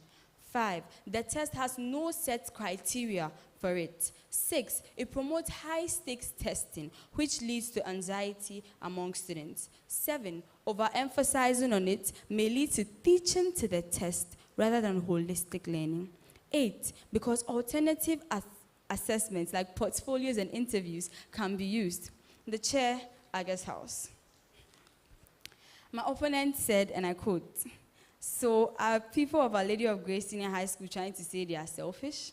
Yes, we are selfish. We are selfish enough to have longer terms and shorter vacations, contrary to the GES, so that students can learn and absorb better. If we are to juxtapose a student from Adventist Senior High School and a student from Our Lady of Grace Senior High School and put WASI down today, I can say with confidence that we'll pass with an A1 and your F9 will be roaming somewhere in Canada. The chair, August House, they mentioned, and I quote, resources are scarce, faculties are overburdened. So why do we stop the future teachers and future faculty members from even getting the education in the first place by barricading them with entrance examinations? They kept hitting on the fact that WASI may have, basically they were trying to say WASI is now corrupt. The chair, August House, 72 years of hard work, 72 years of dedication, 72 years of progressiveness, and you want to put all that aside for one test? Why not try to improve the WASI you already have? Because in the end of it all, the devil you know is better than the angel you do not know. And also, you think entrance examination does not have examination malpractice in it? What qualifies as examination malpractice? It refers to basically anything that will give you an undue advantage. And let's take this video that says, University of Ghana Law entrance exam was compromised. The Ghana Law School entrance exams, which was slated for 10 a.m. this morning, has been postponed to 1:30 p.m. today as a result of alleged leakages on some social media platforms. The chair, August House, don't we hear alleged leakages, alleged corruption, alleged malpractice also in WASI? So why are you trying to say entrance exam is a clean-cut black and white thing when it's all the same? The chair, August House, they said that it aligns with global standards. Did you know that the prestigious Harvard institution in the United States of America does not take entrance exam. So what business does the Republic of Ghana, a third world country, which should be emulating countries like this in order to improve their future, have to do with entrance exam? Stop barricading people's future. And they also mentioned that invigilators in tertiary institutions may not be so cordial with people, so it will decrease their malpractice. The chair of the house, these people are human beings. These people are fathers. These people are mothers. These people are people who can look at people and have empathy for them. So saying that invigilators for tertiary institutions and secondary institutions examinations are different, it's a clean-cut fallacy, because the great God in heaven created us all, and we are all human with the same skeletal system. The chair, I guess, house. Moving on. We do not say it lacks creativity. We are saying that academic excellence does not mean you are creative. Oh yes, Albert Einstein may be able to solve and give you E is equal to MC squared, but if I tell him to draw a human being, it doesn't mean he can do it. The chair, I guess, house. This, it's just, I'm so overwhelmed, because this is my future. This is what I'm going to be sitting now to prove myself. After all my physics practicals, after all my chemistry practicals, I'm not allowed to do both of them to get the marks, and just one 3-hour paper will determine whether I get to be a doctor. So where did my physics go? Where did my chemistry go? And you kept mentioning awesome law terms that we should know before we even write these entrance exams, because she said they will be included in the entrance exam. But as an SHS student, the only thing I know and I'm concerned with is the fact that butterflies are part of order Lepidoptera. Not whatever you are mentioning that this and law this. As someone who wants to do law, you have arts classes with electives, and OLAG SHS, that's amazing with that. You have electives specifically tailored for the courses you want to do in future. So if you're an art student who wants to do law, government is included, literature is included, and other things that will help. You don't take someone who wants to do law and put them in a biology class for no reason. And once again, I rest my case. Thank you.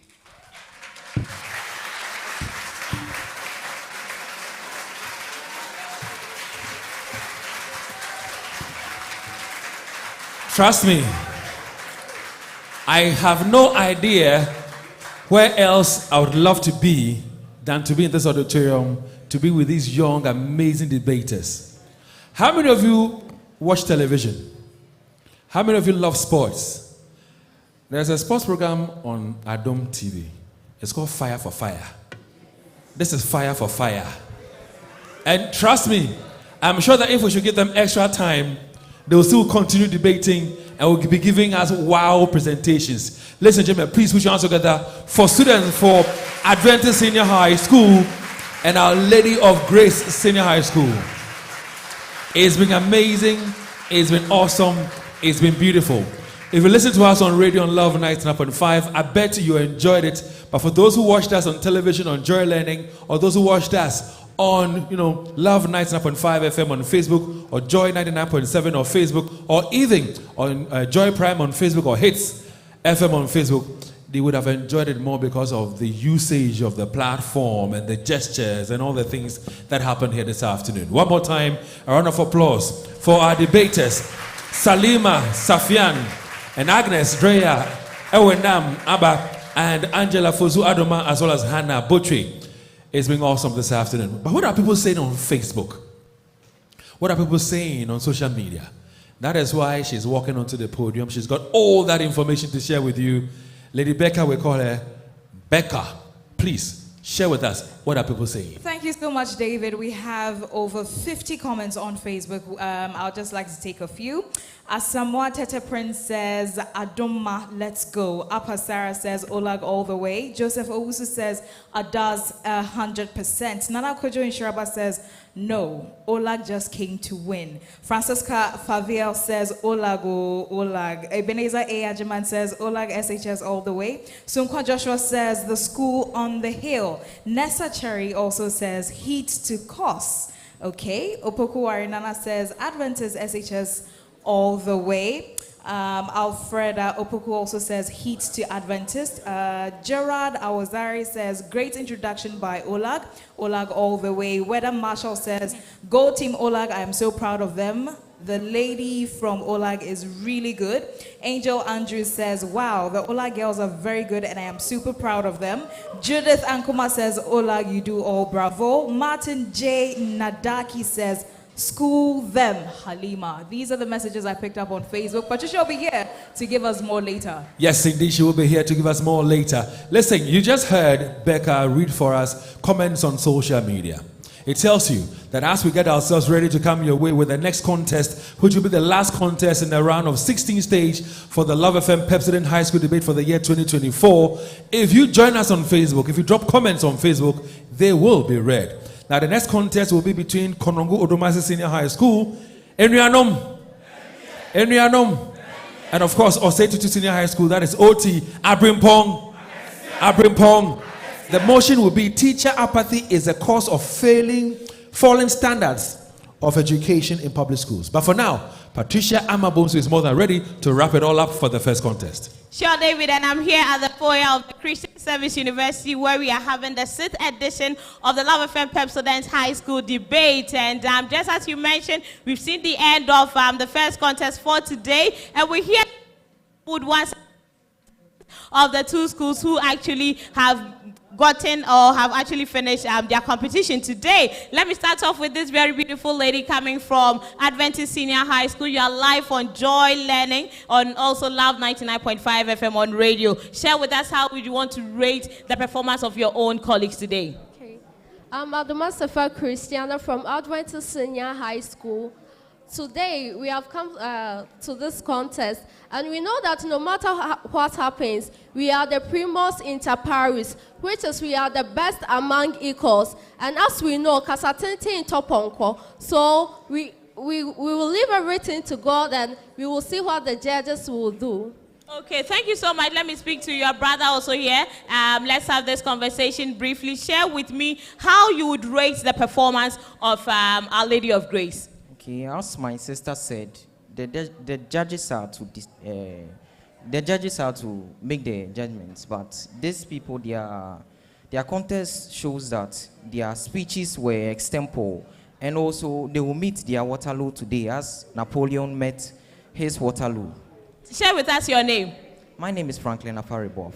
Okay, thank you so much, Franklin. Let me move to the students also from Our Lady of Grace. I must say that's OLAG. And beautiful lady, introduce yourself to us and share with us if you have any comments you want to make on what your colleague said. Okay, my name is Kalfara Isana Sima. For the Adventist Senior High School, I don't really know what they are doing, but I feel like the girls are putting on their best. But for OLAG SHS, that is what we do. We are doing it with our hearts, and that's a plus, yeah. We're proud of our girls. I see, and let me move to this gentleman who probably might also share a few words with me. Come over, let's have this conversation. You are live on radio, Love 99.5 FM, and also on Joy Learning TV, the channel where you keep learning. What do you also want to add? So my name is Esiama Kwesiaboa, the student chaplain of Our Lady of Grace Senior High School. And then what I want to add is the Adventists, they are giving weak points. Okay, they are giving weak points. For Our Lady of Grace and Esiama, we don't talk much. Thank you. Okay, thank you so much, but don't go anywhere. We'll be coming back with the contest too, and we'd like to say thank you once again to Pepsodent Cavity Fighter. I would like to say thank you to the Ashanti Regional Students Representative Council, the Ghana Education Service, the Conference of Assisted Senior High Schools, Joy Learning, and the Christian Service University. My name is Patricia Amabonsu. We're taking a quick, we'll be back with contest 2 for the day. This edition of the Love FM High Schools Debates will be hitting your screens very soon. We're going to be live on your radio, Love 99.5 FM, and also on your multi-CV video box. All you need to do is to tune in to Joy Learning or Joy Prime, and you will get to catch every action right here on the Love FM High Schools Debate. We're also going to be live on social media. Search for LUV 99.5 FM with the hashtag LUVFMHSD. Wherever you are, don't go anywhere. It's going to be more fireworks on this year's edition of the Love FM High Schools Debate. See ya! Let me see. She's never had a toothache before. There might be a cavity. Don't you use Pepsodent? We used to, but I'll try the new one. Ah, that's why. But doesn't every toothpaste give cavity protection? Not really. Pepsodent's Cavity Fighter repairs tiny invisible holes to give 10 times stronger teeth. Will you trust Pepsodent? Definitely. Pepsodent, 10 times stronger teeth. Use Pepsodent's Cavity Fighter.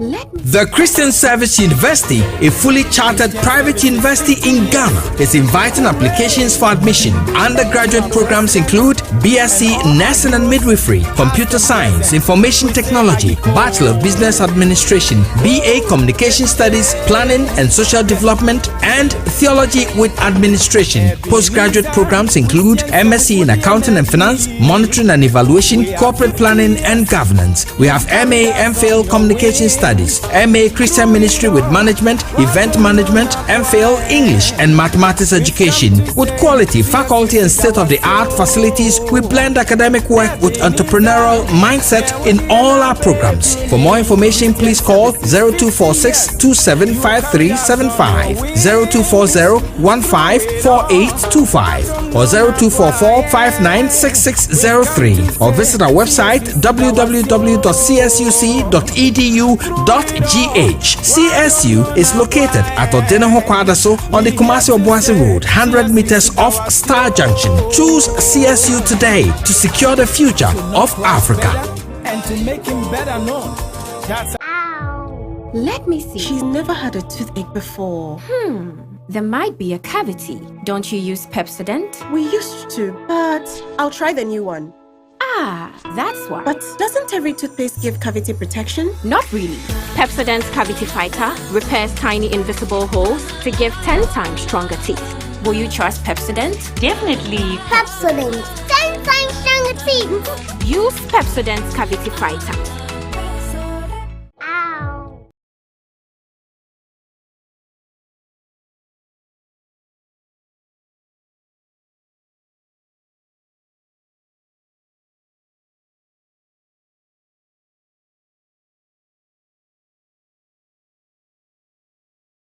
The Christian Service University, a fully chartered private university in Ghana, is inviting applications for admission. Undergraduate programs include BSc Nursing and Midwifery, Computer Science, Information Technology, Bachelor of Business Administration, BA Communication Studies, Planning and Social Development, and Theology with Administration. Postgraduate programs include MSc in Accounting and Finance, Monitoring and Evaluation, Corporate Planning and Governance. We have MA MPhil Communication Studies, MA Christian Ministry with Management, Event Management, MPhil English and Mathematics Education. With quality, faculty and state-of-the-art facilities, we blend academic work with entrepreneurial mindset in all our programs. For more information, please call 0246 275375, 0240 154825 or 0244 596603 or visit our website www.csuc.edu.gh.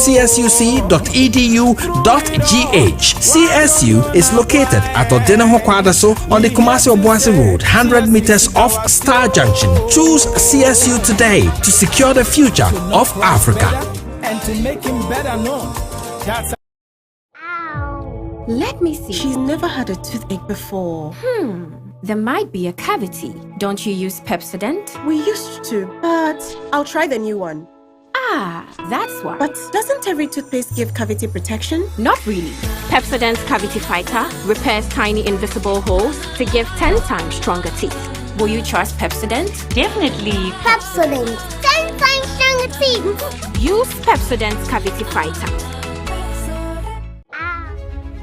Assassin the best stand and Cassa. Any assassin the best stand and Kuparo to Chromos over Gugala. So the house, my opponents are here, solely blaming chiefs. All these ignorant minders are alluding that the land belongs to them. Therefore, they shall do whatever they want with it. They even have the guts to tell the president, Nana Kufuor Dankwa, that he can do nothing to stop them. So you see, these youths are clearly oblivious. The biggest debate competition for senior high schools in Ghana is about to roll on radio, online, and on TV. Which school are you rooting for? And which side do you represent? For or against the motion? Stay glued to your superstation Love 99.5 FM as we bring to you the 6th edition of the Love FM High School Debate. Rally behind your alma mater as gallant young men and women from the various senior high schools in Ashanti elucidate their stance on matters of national interest. The Love FM High Schools Debate, trumpeting the voice of young ones on issues of national interest. This event is brought to you by a superstation, Love 99.5 FM, the Ashanti Regional SRC, and the Regional Directorate of Ghana Education Service Ashanti, and CHAS. ankasa. Yani adi asase yes the best na kufaru utikromo. Welcome to Jackson University College, where we offer you premium quality education. With our College of Education, you can work and study to obtain your bachelor.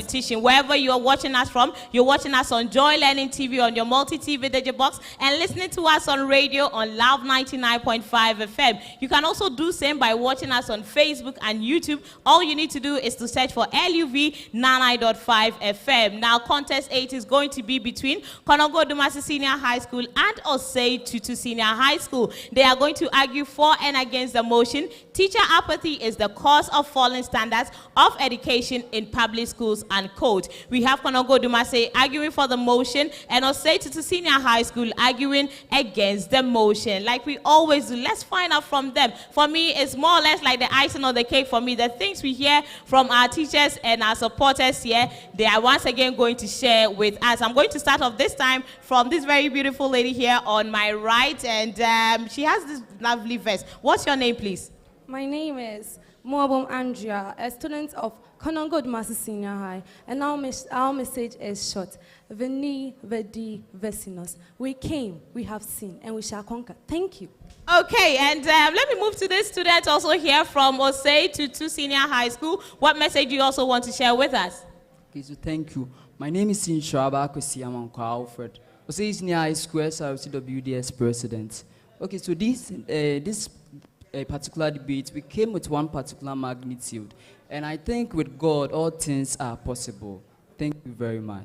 Okay, thank you so much. We're moving to the patrons of these two schools right now, and this lady is also here from Konongo Odumase Senior High School. What do you want to share? I want to tell my opponents, in this arena, words and ideas are ammunition, so they should be ready. Literally battered. Thank you. And your name, please? Ruth Boatma Anane. Okay, so that is Ruth from Konongo Odumase, and this lady, what do you want to add finally? I'm Yvonne Afrewayosing, the patroness school. I don't have so much words to say, but all that to what is going to happen on the stage. And as my year we came here and we were moved out, but this year we know that we are going to go to the next stage. See, so two schools will finally get to the 1/8 contest of the 6th edition of the Love FM Pepsodent High School debate. Your guess is as good as mine, but for now, let's say thank you to the GES, the Ashanti Regional Students Representative Council, CHAS, Joy Learning, and also the Christian Service University. David Akwete is in the studio, and he takes it away from me. Remember that the Love FM Pepsodent High School debate is giving the voice to young ones to trumpet their issues or their ideas on national issues. Well, how I wish I was in the studios, but I'm here in the auditorium at the Christian Service University College. A round of applause for Patricia Amabonsu. And you know what? Apologies to our audiences on television, on radio, and of course, social media for the technical challenge we had there. It's been rectified, so don't be bothered or don't be disturbed. We're going to have a very smooth debate this afternoon. So the first debate is already over and dusted. It was between Adventist Senior High School and, of course, Our Lady of Grace Senior High School. And I call that one the fire for fire. I don't know how to term this upcoming one. That will be between Konongo Odumase Senior High School. Enrianom. And they'll be pitching their strength against Osei Tutu Senior High School. We call them OT, but they go by Abrimpong and they say Abrimpong. Well, standing on all the existing protocols, we welcome you to the very final contest in the round of 16 stage of the 2024 edition of the Love FM High School debate, brought to us by Pepsodent Cavity Fighter. It's also brought to us courtesy Bigo, Jackson University College, Cowbell, Our Milk, and Christian Service University. Ladies and gentlemen, we are live on your radio on Love 99.5. We're live on television on Joy Learning. We're on various Facebook pages. We can talk about Love 99.5 FM. We can talk about Joy 99.7 FM. We can talk about Joy Prime and, of course, Hits FM on Facebook. On Facebook, we'd love to read your thoughts and, of course, your comments. Share them with us. Let's get interactive. Tell us which school you think is impressing you. Tell us which school you think is going to make it to the next stage of the competition. Now, what is at stake, of course, is a school that will qualify to the quarter-final stage of the competition. That's what is at stake. At this point in time, our judges are still seated. Anthony Osei Tutu is here. Ofagamin. Dr. Peter Arthur, we call him Pierrot or Uncle P, he's here. Lucy Bunku, the woman that I give funds to, is also here. Dr. Lucy Bunku is also here, and they are seated. Now, our chairperson, Mrs. Theresa Jackson, is still with us in this auditorium. Our accurate timekeeper is still at post, ready to do his job. At this point in time, it's time for us to invite schools or students to sing for us the school anthem. Because they are for the motion, we'll go to the Inrianum, that is Konongo Odumase Senior High School. Please stand. You heard your colleagues from the other school sing for us their school anthem a while ago. I'm sure that you have been rehearsing yours, and you're more than ready to sing for us your school anthem as well. Ladies and gentlemen, if you're ready to hear them sing with pride and joy their school anthem on radio, on Facebook, and of course on television, they go by Enrianum, that is Konongo Odumase Senior High School. Collins, are we good to go? He says, yes, we are good to go. Students, are we good to go? They say, yes, we are good to go as well. So on 3, 1, 2, 3.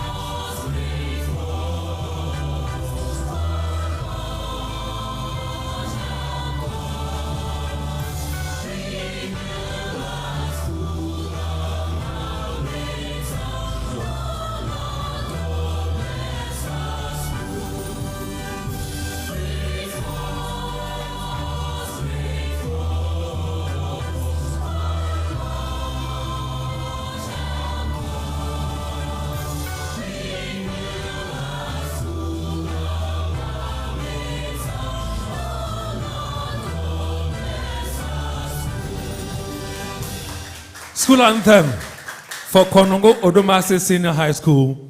Interestingly, they raise high their school cloth using it as their school flag. They are ready to hear their students debate on their behalf. The names of their students are Sylvester Annam Ayimbisa, Principal Speaker, and Gloria Osei Tutu, Supporting Speaker. Now with your hands together as you're doing, you can still make some noise for them. Give them all the support, give them all the energy, give them all the inspiration you think you can master as they come mount the platform or the podium, grab their seats and defend the image of your school in this debate that's about coming up. Abrimpong, Abrimpong, Abrimpong, please stand. Now you're also standing because you'll be singing for us your school anthem. They also have their school cloth with them, raising it high, representing their flag or the school's flag for the afternoon. Uncle Collins, are we good to go? He says we are good to go. Abrimpong, are you ready? Yes. Abrimpong, are you ready? Yes. Then on 3, 1, 2, go.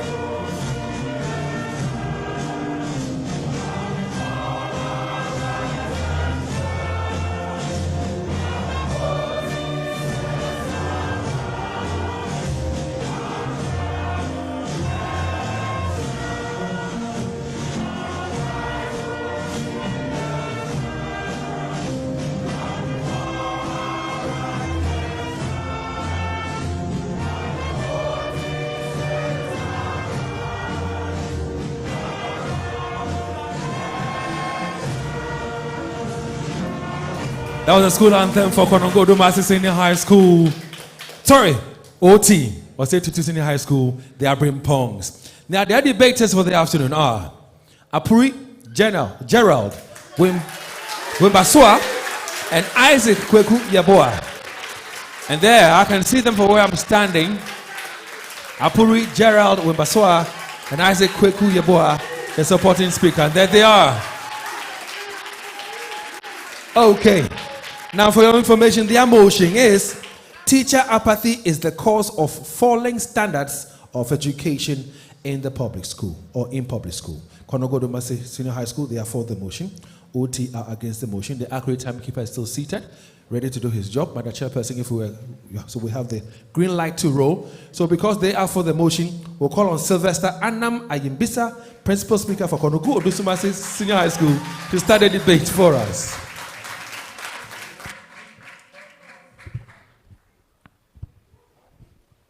Before I begin with my arguments, permit us to watch this video.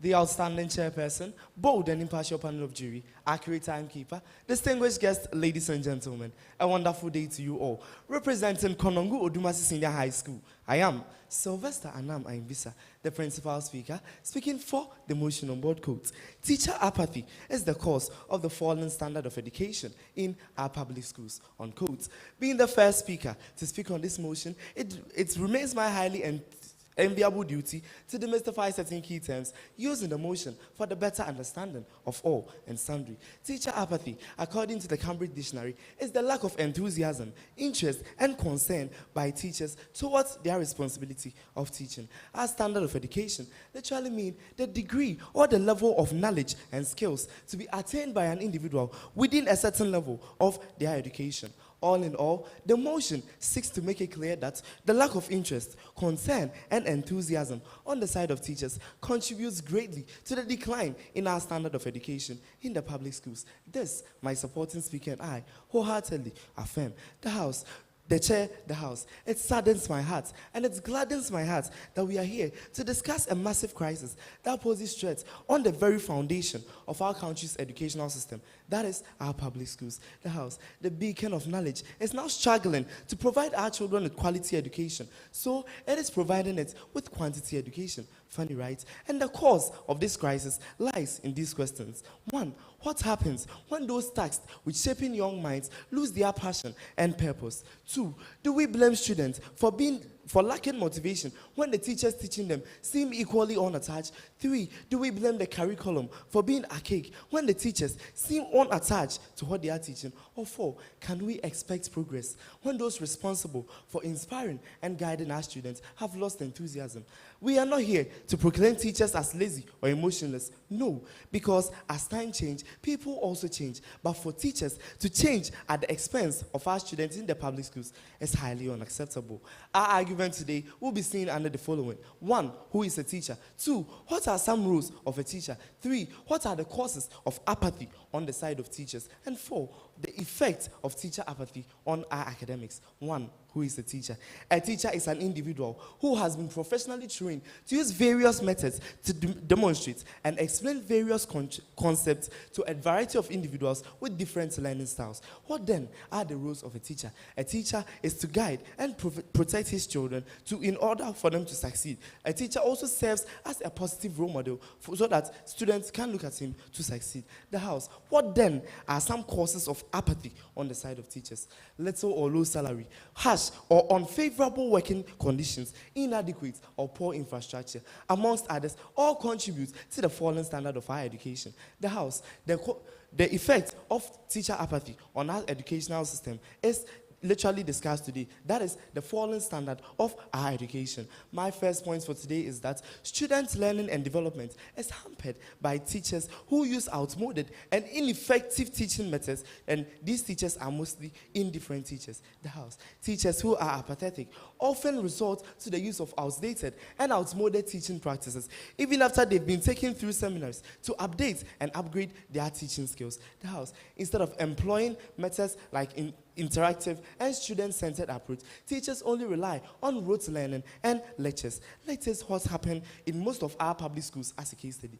Teachers only go to class to read from textbooks, refusing to engage students in discussions and practical activities. And this does not help the students in any way, because this approach fails to develop the problem-solving skills and critical thinking skills of these students. And the house, this actually affects the students in their academic performance, and this leads to the decline and the falling standard of our educational system. The house, when teachers begin to use ineffective methods in teaching, students begin to lose interest and begin to skip classes and neglect assignments. Some students even go to the extent of not engaging in group discussions. The house, all of these aforementioned activities do not in any way help the students, but rather lead to the falling standard of our educational system. Point 2, the chair, teacher apathy can lead to the lack of enthusiasm in the classroom, thereby making learning unengaging and boring for students.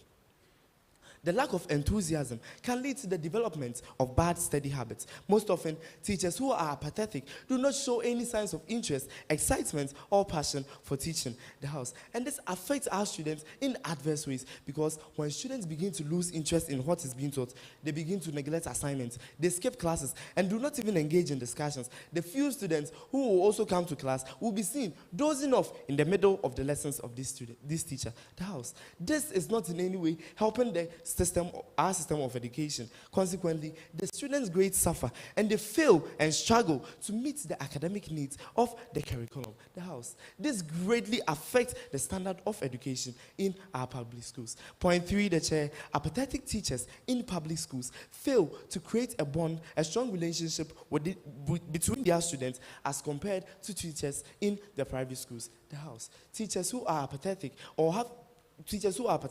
do not have any interest whatsoever in the academic performance of their students. The house. These teachers do not even care whether or not their students are improving or declining academic-wise. The house. If teachers grow to become apathetic, it becomes hard for them to go to their students and check their areas of needs which would need improvement or studies. The house. Well, let's take what's happening in our private schools as a case study. Teachers create strong bonds with their students to the extent that they even call the parents of their students to check up on their academics during holidays. And this actually helps to improve the academics of their teacher. The house. Let me ask my opponent this question. How many teachers in your school, I assume it's a public school, have the contact of some of their students? I believe none. My fourth point for today is that the apathetic teachers are always absent from class. The house. When the joy of doing something is diminished or lost, the evidence is clear. Teachers who are apathetic fail to attend classes, and the few who also go to classes waste significant amounts of time at home. Let's take a video of a teacher crossing a river to a classroom. The house. It only takes a motivated and an enthused teacher to do this act. The house. Teachers, when they skip classes or absent themselves from classes, the students are the ones who suffer a great deal because contact hours are lost. The house. These contact hours are the hours that are used in teaching and learning. The absenteeism and tardiness of teachers has led to the fall of our academic standard. In 2014, a study conducted by the World Bank found that the rate of absenteeism amongst teachers rose to a whopping 27%. And this 27% actually contributes to the falling standard of higher education. The house. When teachers begin to skip classes or come to classes late due to apathy, the students suffer greatly. In this case, students do not perform well in their academics, leading to the fall of the educational standard. My fifth assertion for today is that apathetic teachers do not prepare adequately for class. Effective preparation for studies is a hallmark of a good teacher. But what do we see today? Apathetic teachers go to class with failed or do not even prepare properly to go and teach their class. They only go to classes with haphazardly planned lessons. In this case, they are unable to cite instances or they are unable to give examples that facilitate students' learning. And this does not help the students in any way. The house. According to the Code of Ethics for Professional Teaching, a detailed lesson plan should have teaching and learning resources, teaching and learning activities, set objectives and evaluation, amongst others. If these are carefully planned and duly executed, they would yield maximum benefits and maximum results. The house, what do we see today? Teachers go to class with haphazardly planned lessons, leading to confusion at the end of their lessons on the side of their students. And this does not in any way help the academic performance of students, but rather comes to the fore of their academic performance. Before I take my seat, the chair, the fate of our children's education lie or hangs precariously in a balance. That we cannot be oblivious of the fact that teachers play a maximum role in the academic well-being of students. The house, we can still choose to support our teachers and listen to their voices. We can still give them the resources that they need to help in the enhancement of the academics of our students. It is never too late to side with our teachers so that the apathetic natures of certain teachers would be reduced drastically and improve the standard of education in our public schools. The house, my submissions are clear. Thank you.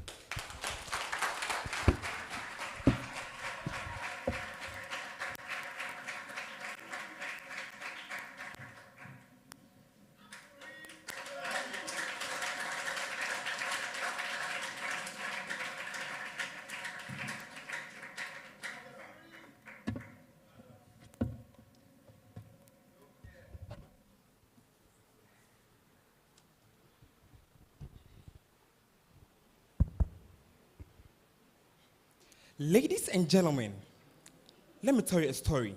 But the most important part of my story is the question that follows. So please, pay attention. In the middle of a vast ocean, where a skilled sailor was sailing a ship full of passengers, but despite his expertise, the engine broke down. And soon after, essential parts of the ship, like the hull, the keel, the anchors, and the propeller, started falling one by one.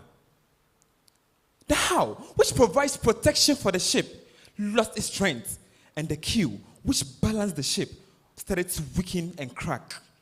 So sadly, the ship began to sink in the middle of the ocean. Now, this is my humble question. Who is to be blamed for this tragedy? Is it the sailor or its crucial components whose failure rendered even the skilled sailor helpless? Question for thought. In relation to today's motion, the chair, teachers may be the frontliners or sailors of Ghana's educational delivery, but when the other component that complements their work starts to fail, even the most skilled teacher will not be able to attain the highest educational level of his students. The ever-wise chairperson, bold and impartial panel of judges, accurate timekeeper, protocol observed. Good afternoon. Representing Osei Tutu Senior High School today, I am Apurijo Odumase, as well as the principal speaker to debunk their session on board. Quote, teacher apathy is the cause for the falling standard of education in public schools, unquote. Panel of judges. Teacher apathy clearly means that teachers have lost interest, motivation, and enthusiasm towards their work. Falling standard of education simply means the decline of education in educational quality. All in all, panel, what the motion is telling us today is that the only cause for the decline in education quality is that teachers have lost interest, motivation, and consent towards their work. This notion, my supporting speaker and I beg to differ. Panel of judges, the scope of our arguments today is to state emphatically the major causes of falling standard of education in public schools, and not only teacher apathy. With this being said, I proceed to point 1. Panel of judges, we argue that poor funding in public schools is the cause for the falling standard of education and not teacher apathy. Panel of judges, funds is the blood life of every organization or institution. However, unlike the private schools who have so many ways of sourcing for their funds, public schools in Ghana depend mainly on government funding, which of course, the chair, we all know that is not enough to cater for the needs of these educational sectors. And this is as a result of the unfair distribution of funds from the part of governments. Panel, the UNESCO, which is the United Nations Education Scientific Culture Organization, clearly states that every government is to allocate a minimum of 20% of their budget into the education sector. But unfortunately, here in Ghana, according to the African Education Watch, on its preliminary statement on the education budget 2024, it clearly reveals that out of a projected government expenditure of 226 billion Ghana cedis, only 32.7 billion Ghana cedis, which is equivalent to 14.5%, is being allocated into our educational sector. Panel Panel of judges, it is worth noting that it is this same insufficient amount of money that is being used to cater for the payment of salaries and all these needs of the country, in the educational sector in our country. Panel of judges. So when there's a glitch in the standard of education, this is the grassroots cause we need to blame and address, and not necessarily putting it on our teachers per se. Impartial panel of judges, we move to point 2. We argue that the negligence of government in providing adequate retraining and workshops for teachers is the cause for the falling standard of education, and not teacher apathy. Panel of judges, regular and adequate workshops for teachers is very crucial in achieving a high standard of education. But it's very unfortunate that despite our teachers' dedication, there is the need for more skills to be inducted into this, our teachers, for them to be able to adapt to the changing curriculum of our educational system. Panel of judges, it is evident that on a report as the Ghana National Association of Teachers laments on numerous teachers not attaining professional development for the past 5 years. Panel of judges, this clearly means that the knowledge these teachers have acquired 5 years ago is the same knowledge that they are using as at now in this contemporary and advanced world. How pathetic. Impartial panel of judges. So if my opponents wants to blame our teachers for this canker, then it is better that they first ask our teachers the reason why they lost this interest in their teaching profession, and not blaming as the teachers for his sake. And I believe the response that they will get, I have already provided. Panel of judges, we move to point 3. We argue that the fall in standard of education is as a result of the unfavorable education policies in public schools, and not teacher apathy. Panel of judges, my opponents might rebut the fact that the needs of students are determined by the Ghana Educational Service and other stakeholders. But panel, according to Ghana Web, the National Council for Curriculum Assessment has publicized a statement withdrawing the subjects award our people from the basic schools because they've realized that the content in award our people is the same as that in the religious and moral education subjects. Panel of judges, there are so many educational policies which makes teachers lose interest in their work. Impartial panel of judges, look at the wholesale promotion of teachers, of students. Promoting a student, even if he or she has lost interest has failed drastically in your subjects. How is this possible? This is only preaching to teachers that they are no more entitled to determine whether a student is good or a student is bad. And this is significantly affecting the component of the standard of education, which is on assessments. So if they want to figure out the cause of falling standard of education in public schools, they should rather reach out to entities who make education policies and not on our teachers. Moving to point 4 panel, we argue that the poor learning condition of students in public schools is a major factor which contributes to the decline of education quality in public schools, and not our teachers. Ladies and gentlemen, we cannot take out students when it comes to achieving higher standard of education. And of course, studies have proven and shown a positive correlation between students' behavior and high quality of education, in this case, standard of education. Panel, the performance of students keeps failing as these students pick up poor attitudes towards their learning studies, which includes absenteeism, truancy, and not partaking in exercises. Panel, my opponent shouldn't forget that it is these same education policies who have restricted teachers on taking certain disciplinary actions. And of course, they were the same people who came here last week to vouch for the reinstatement of these actions. Look at their faces, it seems they've forgotten. Take a look on the screen. The most challenging to teach. Not only that, they show little sign of motivation to learn and even perform poor. My dear teachers out here, you can testify to the fact that teaching deviant students are the most challenging to teach. Not only that, they show little sign of motivation to learn and even perform poor. So you see, panel, if you want the standard of education to rise, these are some of the issues you should address, and not blaming our teachers, even if you've accepted on that. However, the standard of education improvement, it is not too late for us to improve on the standard of education.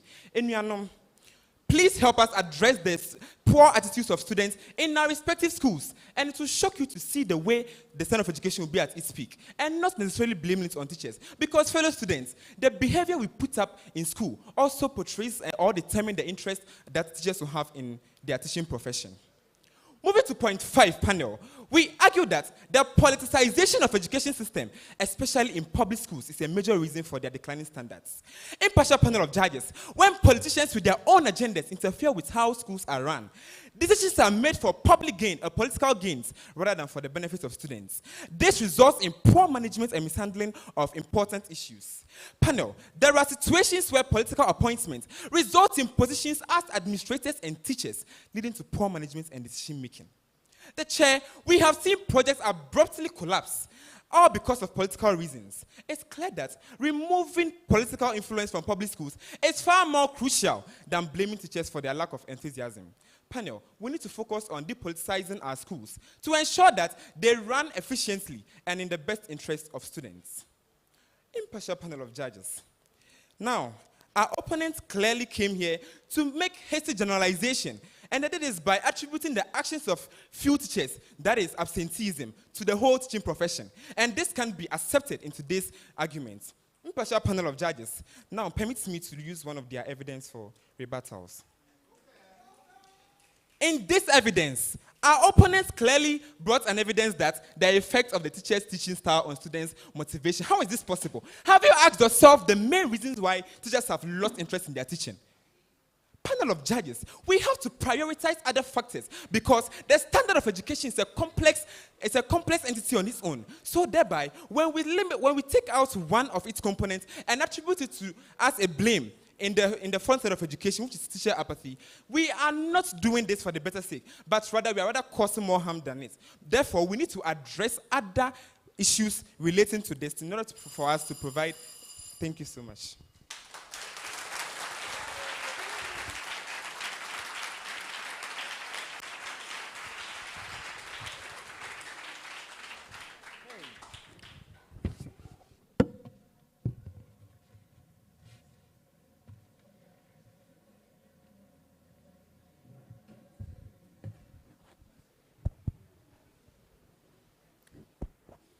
Teachers have three loves: love of learners, love of learning, and the love of bringing the first two loves together.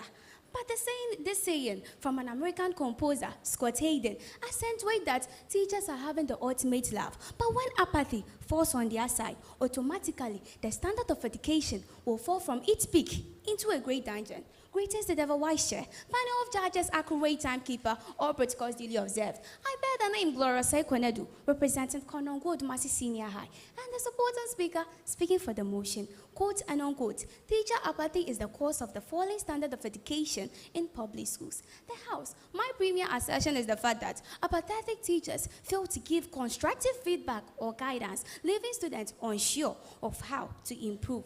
We all admit to the fact that public schools are having large number of students as compared to those in private schools. But the case is, if a teacher is apathetic, irrespective of the class size, he or she will fail to give the necessary exercises, notes, and the other stuff for student assessment. Their apathetic nature won't leave them going, though their arms are not broken, to mark those tests that they conduct. The House permits me to elaborate on the importance of feedback in the academic performance of a student. The feedback helps students to know on their necessary flaws and how for them to improve. And not to put a damper on it, summative feedback helps students with evaluation and the validation of them to know how to improve on their academic performance with the necessary effective plans for their own betterment. Receiving feedback helps students to know their wrongs and their correct parts for them with the necessary explanation that they will get to know in order to repeat those necessary errors. My opponent, please, if you are to task, my opponent, if our teachers fail to give us these necessary feedbacks, how on earth can we clench our fists to hit our chest that we will be ever ready for any test that comes on our way? Even when this motion came on the very late of Sunday, your teachers, those that were interested to help you to come here to debate with us, they took that time because they were not apathetic to help you to rate this fire. And we are here to debate against this side of apathy on the side of teachers. The House, my second point is teachers' apathy can set a bad example of students promoting a lack of effort or interest in education. If a teacher is apathetic, their action goes more than wayward. Why am I saying that? We students, we spend lots of our time with our teachers in a day or in a week, which means that our stay with them will have a certain level of influence in our life. Teachers go beyond the stand of the curriculum, but also grooming our life. So we're shaping our character. The chair, honorable panel, you all have your dream to be who you are today, but it took an interested teacher, a motivated teacher who helped you to give that 80%, the 100%, that aim and the motivation to push you to this very far length. And if we are to argue that if teacher apathy is the cause of the falling standard of education, my opponent, where lies your argument in this assertion? Some apathetic teachers go to the extreme end of wearing skimpy attires where disrupt teaching and learning activities. My opponent, if teachers are to wear mini skirts, can you concentrate? This is what apathetic teachers do, and not like the motivated teachers that do. The house. My third point is that apathetic teachers can demotivate their colleagues, creating a toxic school culture that undermines educational standards. Teachers who show a little sign of motivation to teach the various class are sometimes demotivated by their own colleagues because they want them to follow in the same pattern. Teacher apathy is a double-edged sword which causes a great fall in the falling standard of education in public schools. And not only that, such problematic issue also causes a behavioral pattern which affects teachers' disincentiveness as well as student concern. Apathy on the side of teachers are contagious and go to the extreme end of making students more than wayward. This is why we are saying that teacher apathy is the cause of the falling standard of education in public schools. The house. My opponent asserted that we should blame unfavorable education policy instead of teacher apathy. My opponent, it seems you don't know what you are saying. It was this same GES policy that has been revised the curriculum for students to know their various needs, to help them meet their demands, and not what we claim that unfavorable education policy. The house, my opponent also asserted that poor learning conditions, even in villages, that teachers show little sign of teachers show motivation to teach. Students pass and pass well. Even Konongo Odumase, though we are not having the various learning tools and material, we pass, get the various A's. My opponents, you are of the public schools, you also get your various A's. So why do you blame the poor learning condition? You should rather blame it on nothing or no other. It takes a teacher to help you, to give you that knowledge and impart you with the various needs for you to meet your WASI or what awaits you. The house, my opponent also asserted that using a video that I came this auditorium to speak of corporal punishment and use my video as a point to rebut whatever that I'm about to say. The house, that was last week's debate contest have nothing to do with today's contest. I was doing my fiduciary duty. That was to defend the stand and not for what to show you that I was showing my interest in it. The house, my opponent also asserted that poor funds in public schools. The house, there is nothing to do with poor funds in public schools as compared to what a teacher have to do. Even if the little that is there. And my opponent, it's good that you use the word poor, meaning some are there, but they are scanty. That's why teachers are being taught to improvise the little that they are having. No wonder some schools are having one facility block in their campus. But yes, still, teachers who show a sign of motivation help their students to excel brightly. My opponent, so where lies your argument? Leave that word of fantasy and come to the reality. The house, my opponent also asserted that I should have asked myself that teacher apathy is not the ultimate cause of the falling standard of education, but I beg to differ. In the year 2015, St. Louis Senior High, which was ranked as the 8th as the one of the schools that excelled brightly in WASI, these same students were sitting under trees. So trees, it took the motivated teachers to impart knowledge within these students to be on the billboards and everywhere on the social media. So where lies your argument, my opponent, to assert that I should ask myself and not to blame the apathetic side of teachers?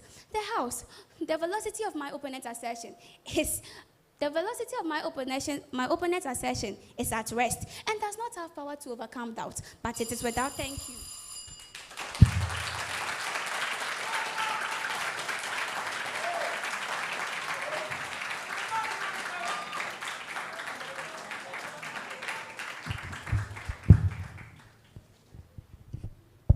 Hello. Greetings to the ever-wise chair panel of judges, accurate timekeeper, all protocols duly observed. Good afternoon. Representing Osei Tutu Senior High School, I am Isaac Kwekuyabwa, stepping into this arena of ideas as the supporting speaker, speaking against this motion on board and a quote. Teacher apathy is the cause of the falling standard of education in public schools. Unquote. The chair, since my principal speaker has unraveled the bone of contention, allow me, the sports speaker, to add more fact traditions to buttress our stance. When a need arises, accurate evidence shall be tendered to back our claims. The chairperson, we buttress our stance with point 7. We argue that lack of infrastructure and logistics is a major cause of the falling standard of education in public schools. Madam Chair, logistics such as furniture, computers and textbooks are woefully inadequate in public schools. The same applies to infrastructure such as classroom blocks, dormitories and laboratories. The chair, it will surprise you if I establish its empirical evidence that shows that in this 21st century, we still have public schools that study under trees. The chair, let's watch this video.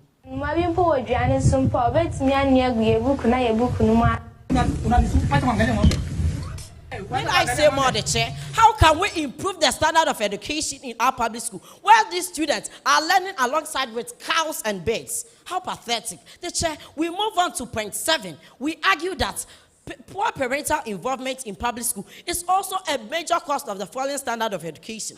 The chair, we all know that parents play a vital role in our educational system. In fact, parents are the first educators of our dear children. But the chair, in some public schools, parents fail to address the issues that will be raised by individuals.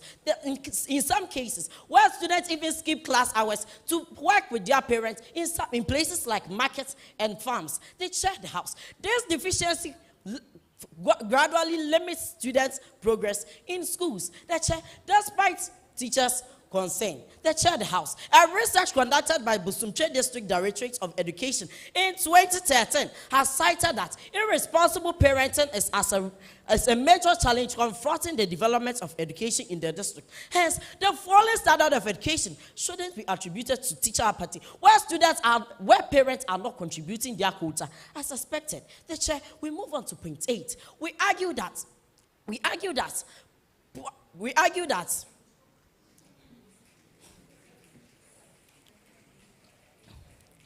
the chair, we argue that teachers' burnout is also a factor that contributes to the falling of education in public school. The chair, due to excessive workload, and also many other factors contribute to the teachers'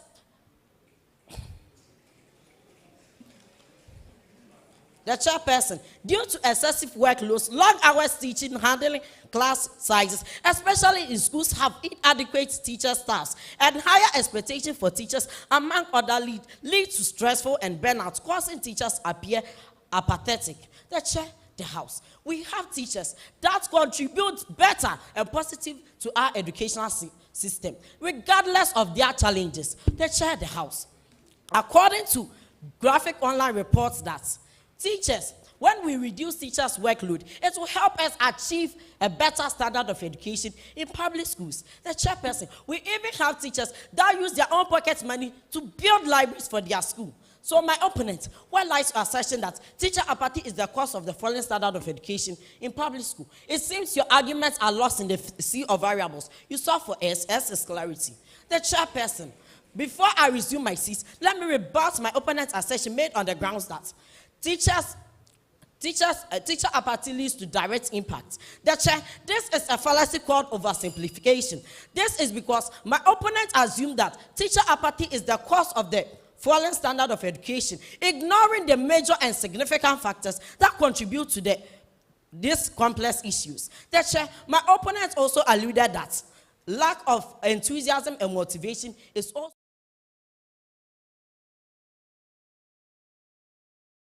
a fallacy called false cause. This is because my opponent asserted that teacher apathy is the cause of falling standard of education without considering other possible reasons for student disengagement, such as peer influence, personal issue, and inadequate resources. Also, my opponent also alluded that inadequate feedback from teachers is also a cause of the falling standard of education, caused by teacher apathy. This is a fallacy called absolute thinking.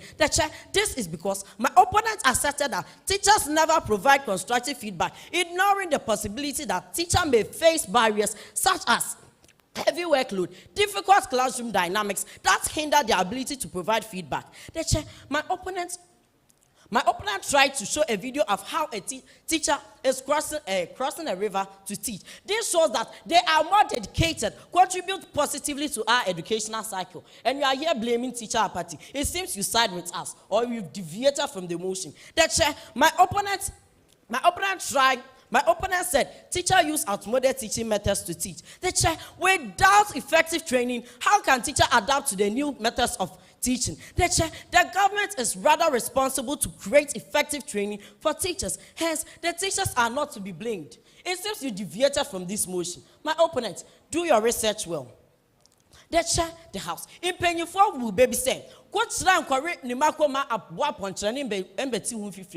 means the government should not cause all this catastrophe for teachers to be blamed. So my opponent, do your research well. In this case, I rest my case.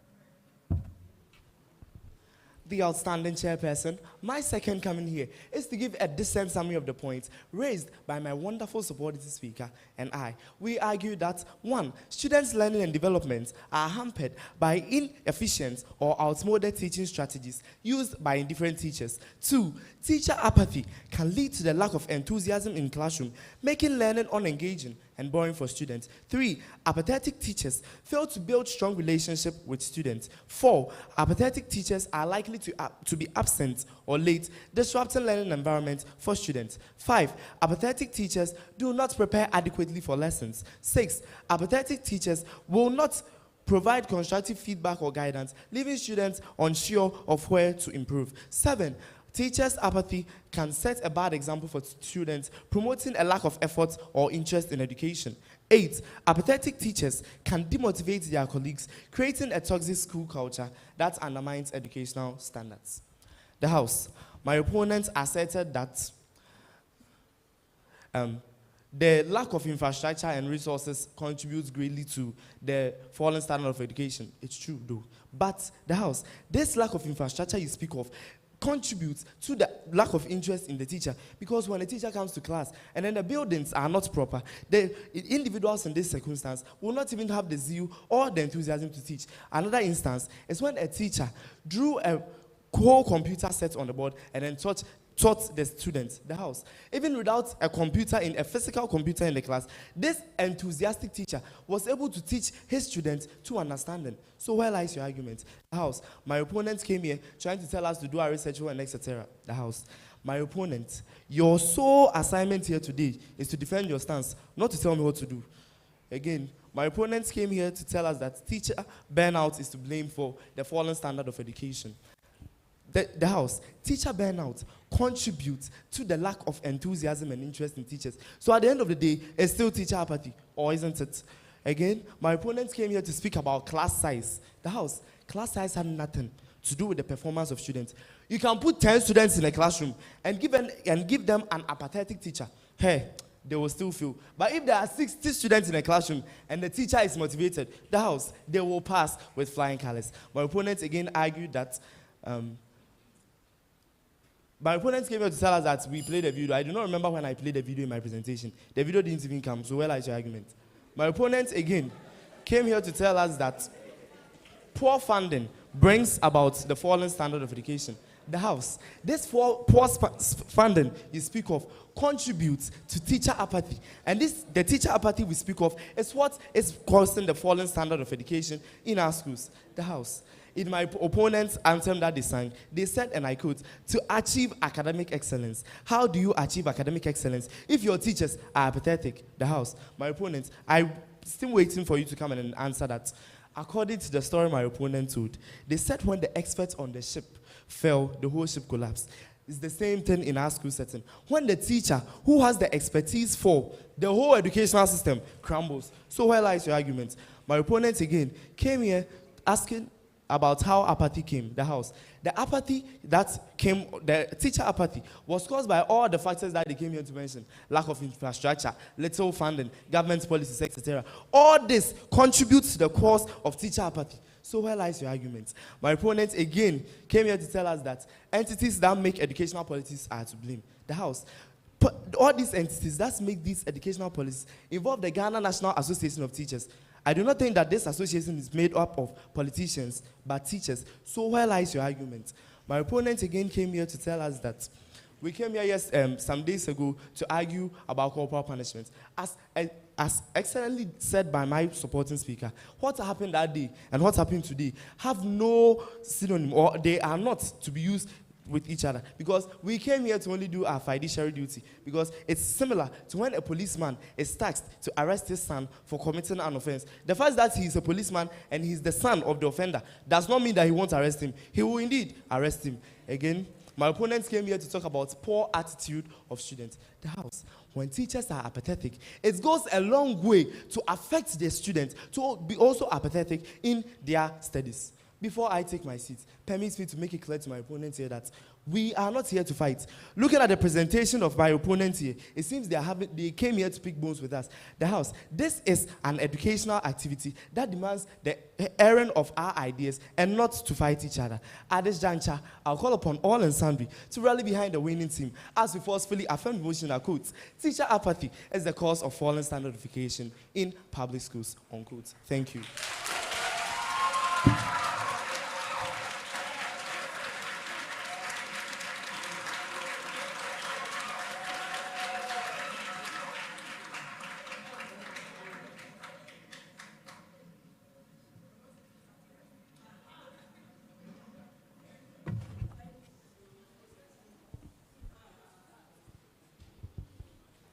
The ever-wise chairperson, at the summary stage, we, the opposers of today's motion, are here once again to re-emphasize on the major factors we stated that causes the falling standard of education in public schools, and not only teacher apathy. Panel of judges, we argue that 1, poor funding leads to the falling standard of education in public schools, and not only teacher apathy. 2, inadequate workshop and training for teachers in public schools. 3, unfavorable education policies in public schools. 4, poor learning culture of students. 5, politicization of public schools. 6, lack of infrastructure and logistics. 7, poor parental involvement. And finally, teacher burnout. Impartial panel of judges, before I even assert their arguments, our opponents came here to commit 3 major fallacies in the quest of them convincing us in today's arguments. Firstly, they committed a false cause fallacy, which is the post hoc ego propter hoc fallacy. They did this by blaming teachers directly for such a complex problem without looking at the other causes of the problem. Again, they played a smart role by trying to appeal to our emotions and pity by simply blaming this complex problem on teacher apathy, creating frustration in the educational system. Impartial panel of judges, as I stated earlier, they also caused the hasty generalization fallacy by generalizing the actions of some few teachers to the whole teaching profession. Impartial panel of judges. Now, I am glad that our opponents came here to state that the lack of infrastructure leads to teacher losing interest. So even this clearly means that teacher apathy is rather an effect of the lack of infrastructure and not the cause, which means that there are other causes we need to address. So my opponents, you have asserted that you have deviated from today's motion. Again, they also came to tell us, please, my supporting speaker never said that you played a video. He said you tried to play a video, and he even rebutted that in your statement that you made, not the video that you said you played. Again, panel, now, our opponents came to tell us that the actions of some few teachers, such as absenteeism, failure in giving feedbacks, is the cause or the reasons why there's decline in education quality in public schools. Therefore, we should blame teacher apathy. Impartial panel of judges. Now, to the technician, please project the graph on the board.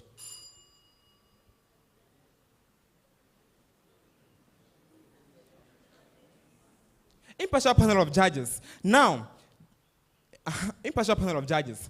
On this graph, yes, we have understood and accepted that teacher apathy, the actions of teachers such as absenteeism, failure to give feedbacks are some of the causes that leads to failure or decline in standard of education. Yes. Now, if you check clearly on the graph, we have poor funding, lack of infrastructure and logistics, and so many others. These are the causes of the falling standard of education in public schools. The essence of the question mark here is that, are we to also blame this on teacher apathy? Impartial panel of judges. This is clearly wrong. So for our opponents to actually come and claim that the causes of falling standard of education is complex, so we should holistically limit ourselves to teacher apathy, it's a no-go area. Impartial panel of judges, this is microscopic. Hence, if you want to achieve a high standard of education, we need to make a holistic approach in addressing all these causes. And at the end, there will be no teacher apathy. I mean, teacher apathy will be invisible in the picture, therefore leading to the increase in the standard of education in public schools. With this, I rest my case.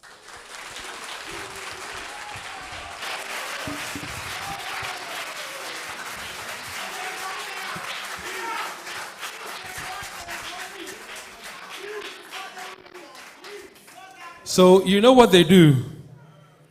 When they mount the podium, they grab the microphone. Then they stand like this. They look at the accurate timekeeper. First of all, they'll tap the microphone to see if it's on. And then they look the direction of the accurate timekeeper. Then they give him a thumbs up and say, okay, I'm ready to go. I just did mine. And then the next line is probably going to be like, the ever-wise chair, the panel of judges, accurate timekeeper. I will continue and say, we have come to the end of the contest for the round of 16 for the 2024 edition of the Love FM Pepsodent High School Debate. Once again, it's been hot, it's been educative, it's been informative. One more time, a round of applause for our debaters for the afternoon. Just gone by was a contest between Konongo Odumase Senior High School and Osei Tutu Senior High School. Debaters were Sylvester Annam Ayembisa, Principal Speaker, and Gloria Osei Kunedu, Supporting Speaker. For OT, they had Apuri Gerald, Wimbeswa, Principal Speaker, and Isaac Kwekuyebua, the Supporting Speaker. Their motion for the afternoon, ladies and gentlemen, was teacher apathy is the cause of falling standards of education in public schools. I'm sure you'd like to know what people are saying on social media, like Facebook and all. Are they rooting for school A or school B? Well, you'll find out shortly. But then again, we have very important information to share with you because we have several sponsors who have great packages for you. So let me go to Patricia Amabunsu. Which one would you want to start with? Social media comments or information? I want to start with the information because okay, it's very necessary. Let's do the information. You know the last time we gave out 100 cedis? Yeah, you want to give 200 out today? Who knows? We might be generous, but let's see how maybe it goes. from your pockets, David. This time around. Now I can speak because I realized that the first one on Tuesday came from your pocket. Yeah. It hit you hard. So today, do something before you die. David. I'm not going to die right now, so doing something, I can do something. Sure. Yeah, so let's see how it goes. Okay, so let's say thank you to Dynamis. They assembled the best quality, durable PVC interior and exterior security doors, waterproof doors, bulletproof and fireproof doors that can withstand fire for up to 2 hours. Now, if you are building a church, a hospital, a school, a mosque, a shopping mall, or any institution, come to Dynamis Flat for all the things I've mentioned right now. Also, enchant your most cherished spaces with a customized, beautiful, and original furniture from Turkey. Dynamis Plus, we give you real value for money. We'd like to say a very big thank you to Super Lovec Phones. You can buy or order your phones, tablets, and other mobile devices via our Play Store app or our website, which is www.superlovec.com. You can enjoy a discount of up to 50% and a free glass protector with every purchase that you make. You can locate Super Lovec Phones at Asafo, opposite the VIP station, Adum PZ, Sofo Line, Tech Junction, and Kiditia, between Opportunity Bank and MTN. Super Lovec Phones, Phone Smooth Headquarters.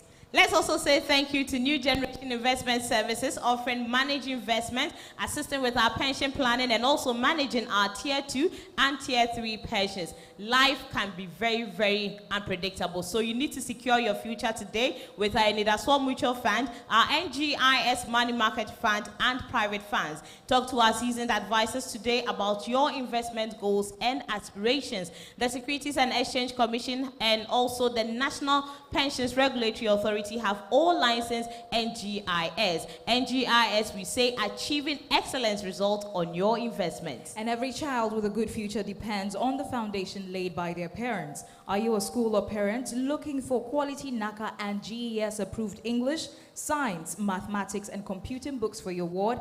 Then let me recommend Best Brain Publications for you. We produce all subject books for children at crèche, nursery, kindergarten, and even primary level. You can locate Best Brain Publications at Konongo Odumase. Best Brain Publications, securing tomorrow's academic well-being today. We'd like to say also thank you to Tradewinds Chemists, producing the most effective, trusted anti-malarial drug, that is Traumaterm. Now, Traumaterm contains artemether and lumefantrine, and it's a 6-dose full course treatment, highly recommended if you test positive for malaria. Now, the FDA have approved Traumaterm, and it is available in all pharmacies nationwide. But please consult your doctor if symptoms persist after 3 days. And again, there's an all-new fortune in town, and that is the Fortune Low-Fat Spread for Bread. It is yummy, nutritious, delicious, and of course, it spreads easily. Fortune Low-Fat Spread for Bread has a creamy taste and is packed with 7 essential vitamins to help keep our little stars energized. This advert, of course, is FDA approved, so whether on bread, biscuits, corns, or donut, or even toast, Fortune Low-Fat Spread for Bread is always on point. And lastly, we say a big thank you to Jamal Soap from Wilma for cleaner and fresher wash. Let me say thank you to Ochiasekan Royal Bank, who are currently floating shares for just 50 pesos per share, and all you need is a minimum of 100 shares, which goes for 50 Ghana cedis. And you need to sign on or buy your shares from Ochiasekan today, because our shares yield very high, attractive interest. Now you can tell mommy and daddy to open an account for you for your education at Ochiasekan Royal Bank, and also advise them to go to Ochiasekan if they want any group loan, if they want any agric loan or import loan. Now they also will sort you out if you need your current, your savings, and your Susu or fixed deposits account. Locate Ochiasekan at Macro, Kofiase Mampong, Ejra, Sepe, Abofo, and Ken Kenso, and Dr. Mensa. And before I go to the comments on YouTube, let me say thank you to DBS Industries, Roofing Papa Fie. They are still your reputable name in quality roofing, and they are still giving away huge, beautiful, amazing discounts for everybody in the estate and construction industry. So come to our offices in Accra and Kumasi for free estimates. So once again, like I said, DBS Roofing Papa Fie. Which school is going home today? Which school is making it to the next stage? So I see no one wants to go home defeated. I only hear Love FM SHS. Which school is going home today?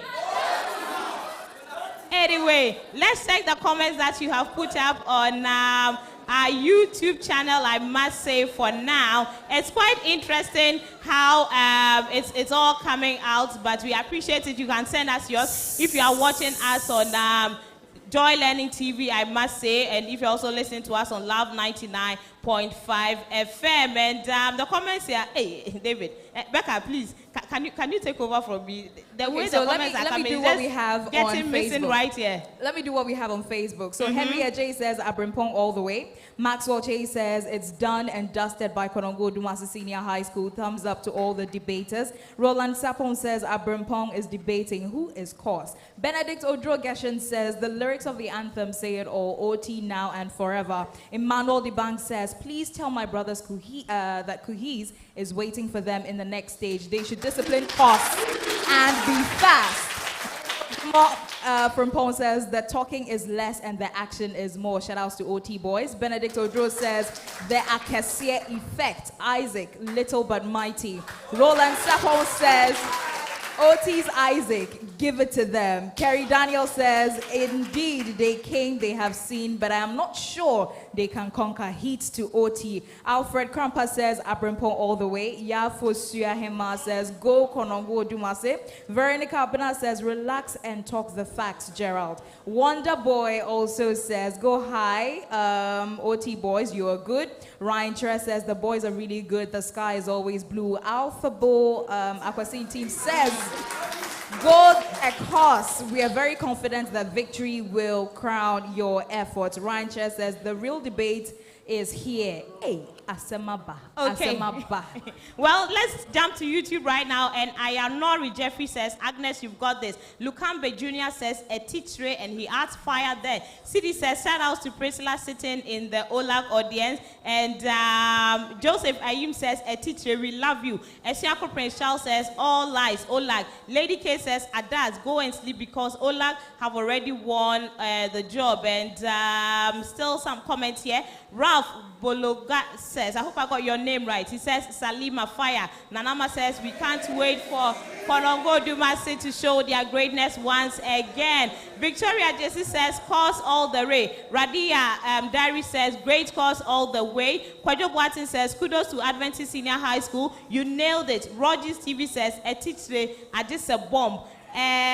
Richmond Ajokum says, God bless Salima and Agnes. Apia Eric says, OT all the way. Ebenezer Afre Ajekum says, OLAG all the way. Nanama goes with Konongo all the way. Nanadra gives OLAG some love emojis there. Godwin says, it looks like the principal speaker for OT is overreacting. The drama is too much. Cosmos Asamoah says, hit OT. Boachi Justice says, Osei OT. Comfort Abuaji says, I'm precious from course, and it's clear that the boys are scared. Oh, that's what he adds there. And Boachi Justice says, OT is winning the contest today. And let me end with this comment from Dr. Roland 7, who says, Abrimpon is debating who is caught. So these are some of the comments. In fact, there are more than 200. We can't read everything, but we appreciate the fact that you have shared it with us by using the hashtag LUVFMHSD. David. So you've mentioned my name. Mm-hmm. Mr. Producer, panel of judges, ever vice chair, now Rebuttals. Not my opponent, but my co-MC said I should do something before. She didn't conclude it, but she didn't give me anything to do. So wherein lies your argument? Haven't I debated? I have debated. Thank you very much, Patricia Mabosu. Thank you very much, Lady Becca. Listen, if you have enjoyed the afternoon with us, why don't you put your hands together for yourselves? Thank you so much. Thank you so much. To our audiences on Facebook, of course, on television, on Joy Learning, and of course on Love 99.5. Show them some love one more time. We love you. Next stage will be the quarterfinal stage starting Monday. But at this point in time, Ever Vice Chair, I'm sure you have a few words for us. So please mount the podium. Please don't rebut anything I said. Just speak to us. Give a round of applause for me. Thank you so much.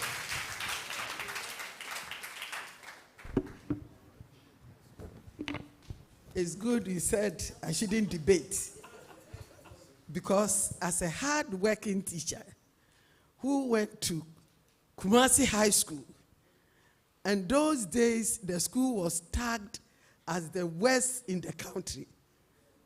By the time I was living there, over there they called me Margaret Thatcher. Immediately I entered the school, they would drop from second floor down. They had a place they planted we, or they, or she, or he. And they called that place Kotobabi. It takes love of a teacher to make, I'm not speaking for or against, but I'm telling what by grace I've been able to do. I went to KNUS JHS, only 3 rooms.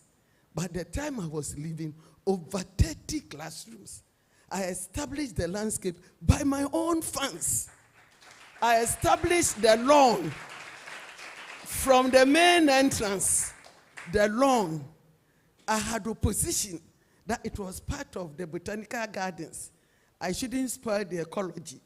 But one day, I taught my students to weed, and we killed 35 snakes.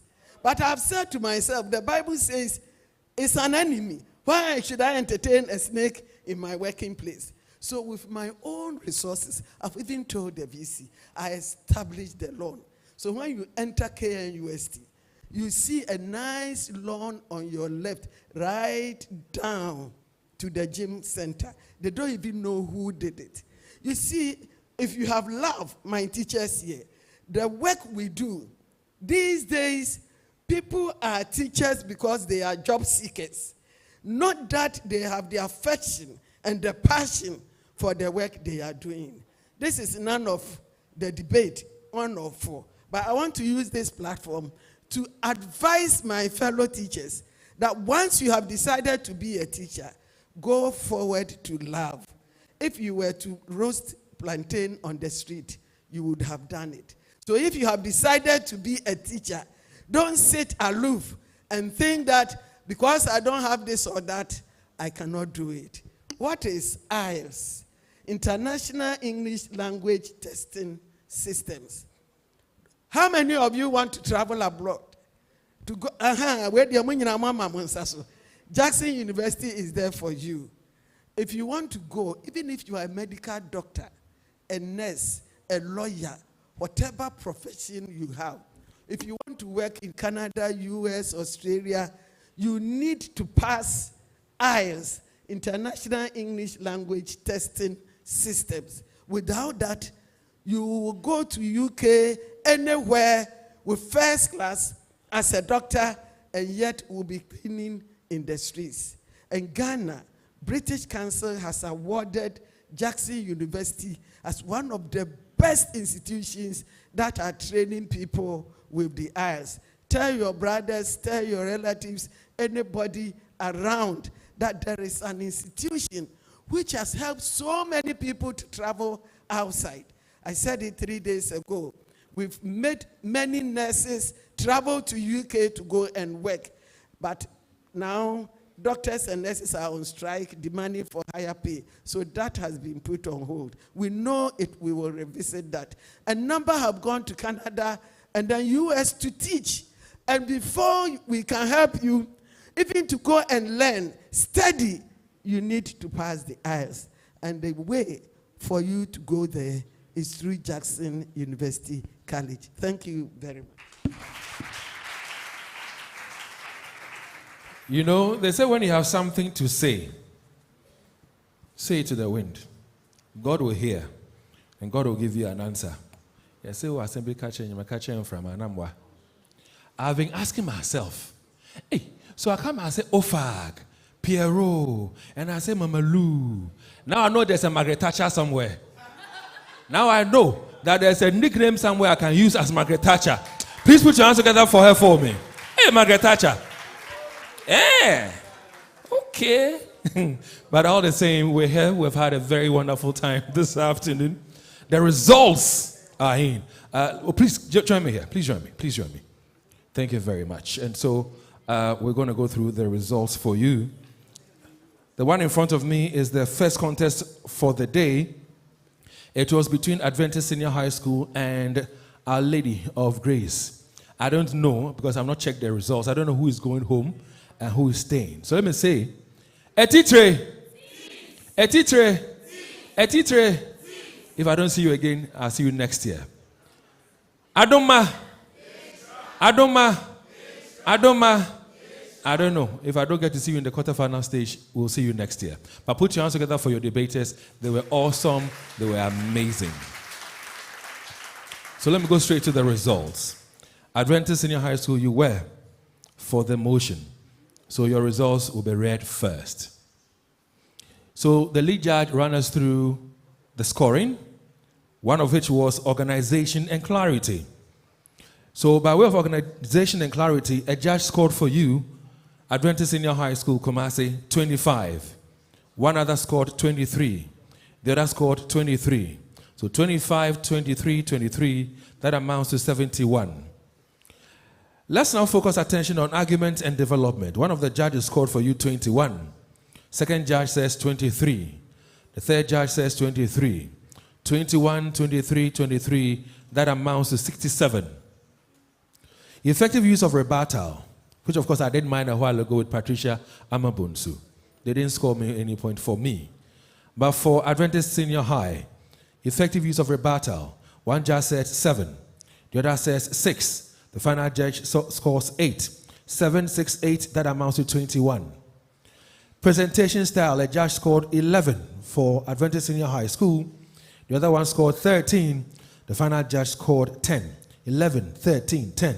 That amounts to 34. Role as a particular debater, a judge scored 7. The other scored 9. The final judge scored 7. 7, 9, 7 amounts to 23. So, 71, 67, 21, 34, 23 amounts to 216 points for Adventist Senior High School, Kumasi.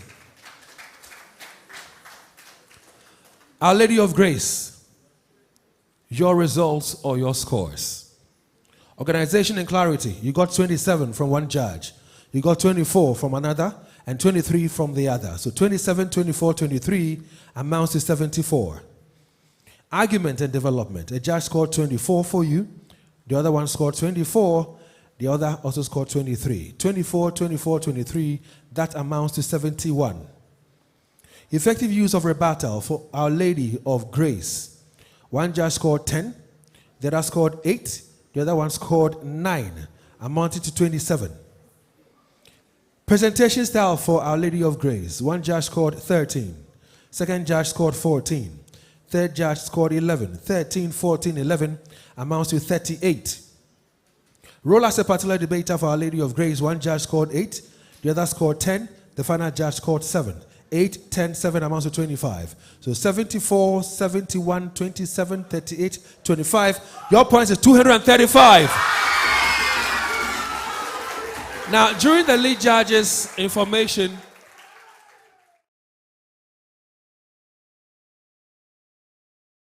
presentation, he made mention of the fact that the scoring could be a majority decision or a unanimous decision. For information, this is a unanimous decision, not a majority. So all 3 judges scored for Our Lady of Grace. At this point in time, it's your choice, it's your decision. We want you to celebrate your victory. So you can decide to sing for us your school anthem or give us 5 minutes of Jama, and that time starts now. That time starts now. And that's for you, Our Lady of Grace.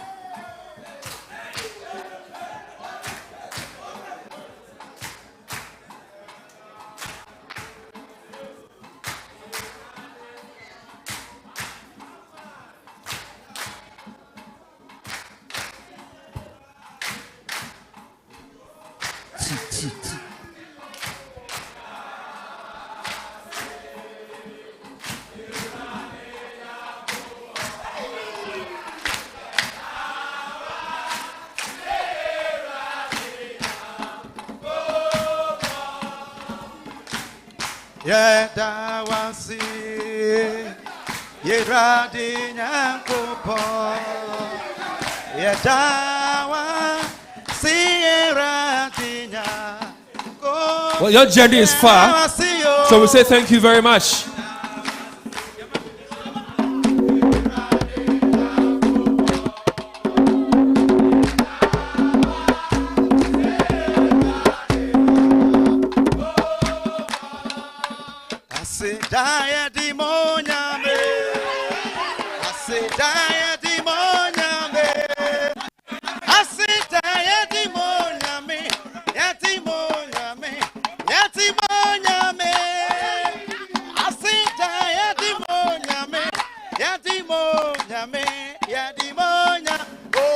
Well, thank you very much. Please settle down for me. I'm sure that on your way back to school, you'll be singing more praise and thanks to the glory of the Most High God for your victory. Please settle down for us. Settle down. Adoma, settle down. Now, we had 2 contests today to wrap it up for the round of 16 for the 2024 edition Pepsodent Love FM High School Debates. Second contest was between Konongo Odumase Senior High School. Enuanom. I don't know whether I'll see you again. So I've done at least giving you some opportunity to chant kakra. Abrimpong. Your results. Now, your motion was teacher apathy is the cause of falling standards of education in public schools. Now, your results. Just like we did for the earlier contest, we'll start with course. By way of organization and clarity, course. A judge scored for you 21, the other scored 24, and then the final judge scored 25. 21, 24, 25 amounts to 70. Argument and development.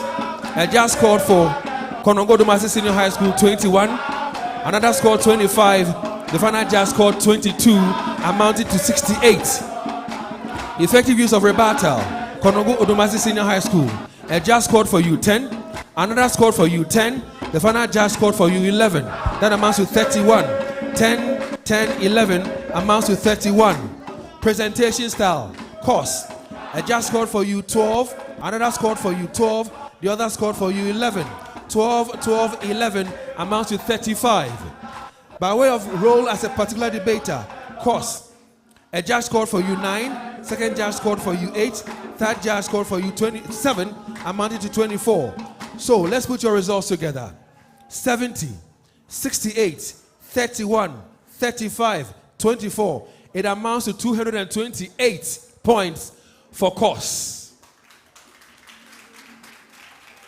Now the results for OT, that is Osei Tutu Senior High School. Organization and clarity. A judge scored for you 22. The other scored 23. The last judge scored 24.